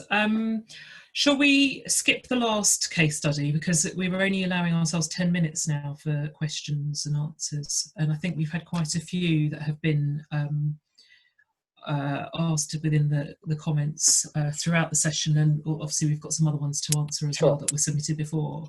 Okay. If we go through, I mean, do you want to go through any, or shall I start? Yeah, I've Ioana kindly noted down some of the earlier questions in the session, so I can ask you a few of those. Oh, yeah. Okay, here's a good question for you. At what stage of a startup should I consider registering companies' logos as trademarks? So I think it can be quite important to start set up a sort of a name and logo and a brand early on. And the reason why it's useful to do that early is as part of the market research exercise, and make sure that there's nothing else already out there that's similar, or that's going to be confusingly similar or identical. And I think we touched upon this earlier, but essentially you may want to look at the company's house to check that it's available as a company if you want to set up a company name in that name. You want to check the trademarks registries and do some searches online to see that it's available to be registered as a trademark.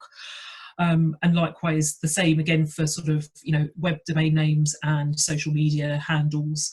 And it can be quite tricky coming up with a unique name, I think, and it's surprisingly difficult once you start looking online to see what's actually freely available to you. So, it's just for those reasons that you can get in there first with those early names and ideas before somebody else pips you to the post. So I think it's quite important to get that in early on once you've started developing your brand and making sure you're protecting it from the start. Great. I'll give you another question before I take one. Let's have a look. With trademarks for international, once you have an EU trademark, do you have to register the trademark in each country? So I touched upon international systems of trademarks earlier, but I didn't sort of go into detail on it. But essentially, you can register a trademark in just the UK. You can register it across all of the EU, so as an EU trademark, which includes all of the EU member states, currently still including the UK up until the Brexit agreement is reached. We still aren't very clear on what the current position is, and we're still sort of working to try and get rights to be able to still have mutual rights. But trademarks in the EU will be sort of duplicated in the UK. where you do have those in place.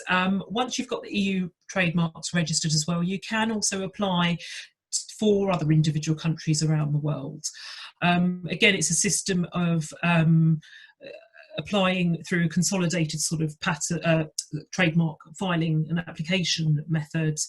For the European patent, it's through the EU Trademark Office. Sorry, I keep saying patent. Trademarks. And for international trademarks, you can apply through the Worldwide Intellectual Property Office, or WIPO. And you can essentially pick and choose which countries you would want to register and apply for in terms of your trademark, and pay the relevant filing fees that applies for each of those countries. But you can do it in a single condensed application, which does make life a lot easier.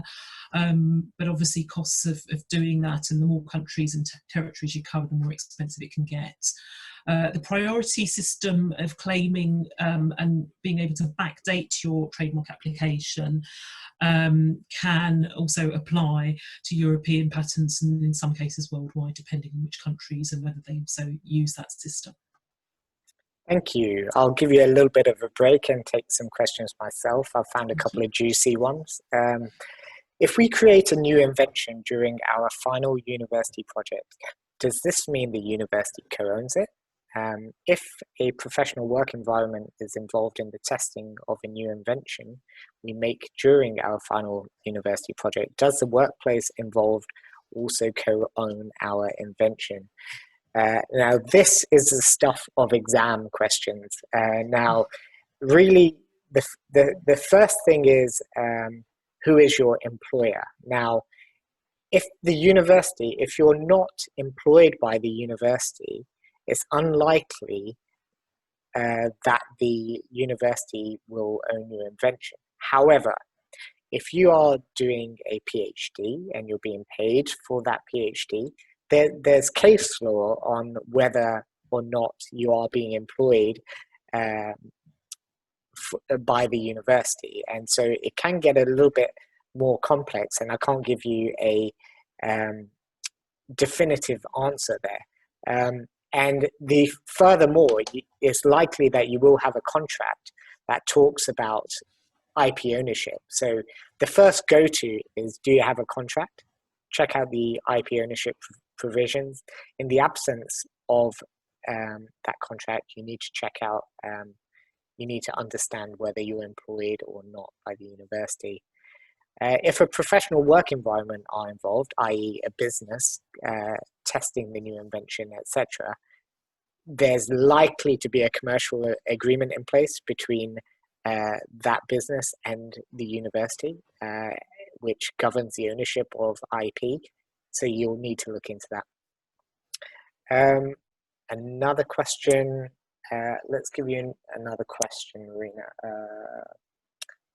Are prices standardized to patent your website's name, company logo? So I think the person asking the question is asking about trademark costs, or is it dependent on solicitor charges? So it's a bit of both. So normally, if you are hiring the services of an IP lawyer or trademark attorney to help you with filing your trademark application, you'll have to pay their charges for that help and advice. Those charges do vary from firm to firm, so it can be worth looking around. Some of those firms do package up and give you one fixed cost, which includes the filing fees, but essentially there's two different elements in terms of the costs involved if you do use someone else to help with the filing. You can register it on your own, but it depends on how straightforward your trademark is or not, and how likely it is to be clashing with anyone else's. If it's quite a difficult mark, or you're not sure in which goods or services to register it, or if there's lots of other marks out there which are kind of similar, then it's always worth getting expert advice to make sure that the applications can be submitted in the right way to try and get through. Like I say, you can do it yourself online, and then you would just pay the official filing fees, which for trademarks in the UK start from £170. and then they increase depending on the number of classes or categories of goods and services that you're registering the mark in. That increases to sort of around €700 or €800 for an EU trademark, and increases yet again if you're looking at international. Okay, great. I think time for one more question, which I'll take, and I don't know if we want to wrap up the end of the session, Rena, in the last minute. Sure. The question is, can I freely use some formulas already published in scientific papers to design a new mathematical framework, i.e. a computer model with MATLAB? Now, in terms of formulas, they're generally not patentable, so you won't have patents around formulas. There may be some copyright in the in a scientific paper itself, but the formulas itself are unlikely to be considered original works. They are simply formulas. So I can't tell you yes, do it, but the likelihood is there would be limited restrictions from you designing a new mathematical framework with MATLAB.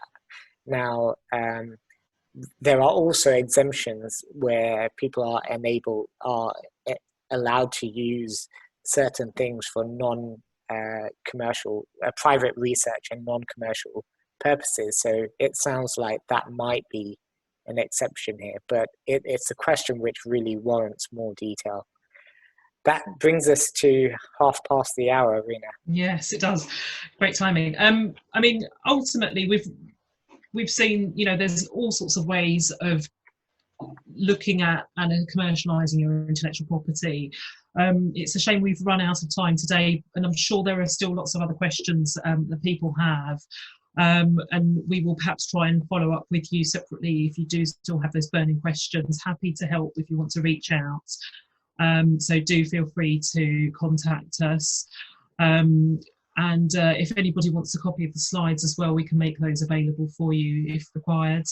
And I think that wraps it up for today. Thank you, Anand, for co-hosting and co-speaking. And thank you, Mayank. Yeah, first of all, a huge thank you to both Rena and Anand for giving their time, sparing their time, and coming and sharing a wonderful webinar. So really, I appreciate your help and support, and I think this shows a great partnership building between our organizations, and we'll continue to provide this service to our network. A couple of things that I would like to just end with this. One is we will be sharing the PowerPoint presentation slides to everyone. We would send your contact details. It's on the slide. Secondly, we want your feedback from everyone. So we will be sending out a short survey that if we will encourage everyone to please respond to that, because this is not a one-off event. We want to make sure that IP and anything around IP becomes core curriculum for supporting businesses on a regular basis. So it would help us and help Rena and the team to make improvements in what you are looking for. So please respond to the survey. My personal thanks to Ivana for managing the back end. She just joined us on Monday. So this was her third day in office, and she has done really well. So thank you, Ivana, for your help. And also to my colleague, Erwin, because it's because of him that everyone is here. We had such a huge presence, so he was involved in promotion and promoting the event. So thanks to everyone, and have a good evening. Thank you. Thank you. Thank you. Thank you so much. Really helpful. Thank you. Bye-bye. Thank you. Bye. Bye. Bye. Bye. Bye. Thank you very much. Very helpful. Thank you. Thank you. Very helpful. Cheers. Bye. Thank you. Thank you.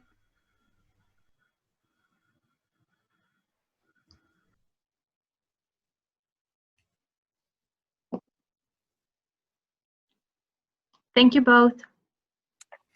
That's all right. Thank you. Thanks for organising the tech behind that. I don't think I would have been able to manage doing anything like that. Oh, it went really, really well. Really, really well. Good. Yes, massive topic, unfortunately. So I'm It sure is. There were loads of questions as well, and I'm just really conscious we didn't really get a chance to really delve into them, you know, to the extent that we would have liked to have done, I think. But it's just the way these things go sometimes, isn't it? yeah, perhaps I can annotate the scenarios for the considerations before we send out the slides, and then, you know, it'll help some people, certainly. Yeah, no, I think that would be really good. Actually, it sounded like those would be quite helpful for people to have. So, yeah, if we can, I mean, I'm happy to sort of put a draft response to the midway one that I did. If you want to do the other two that you prepared, and then we can merge them into a document and send them over to MSD to circulate.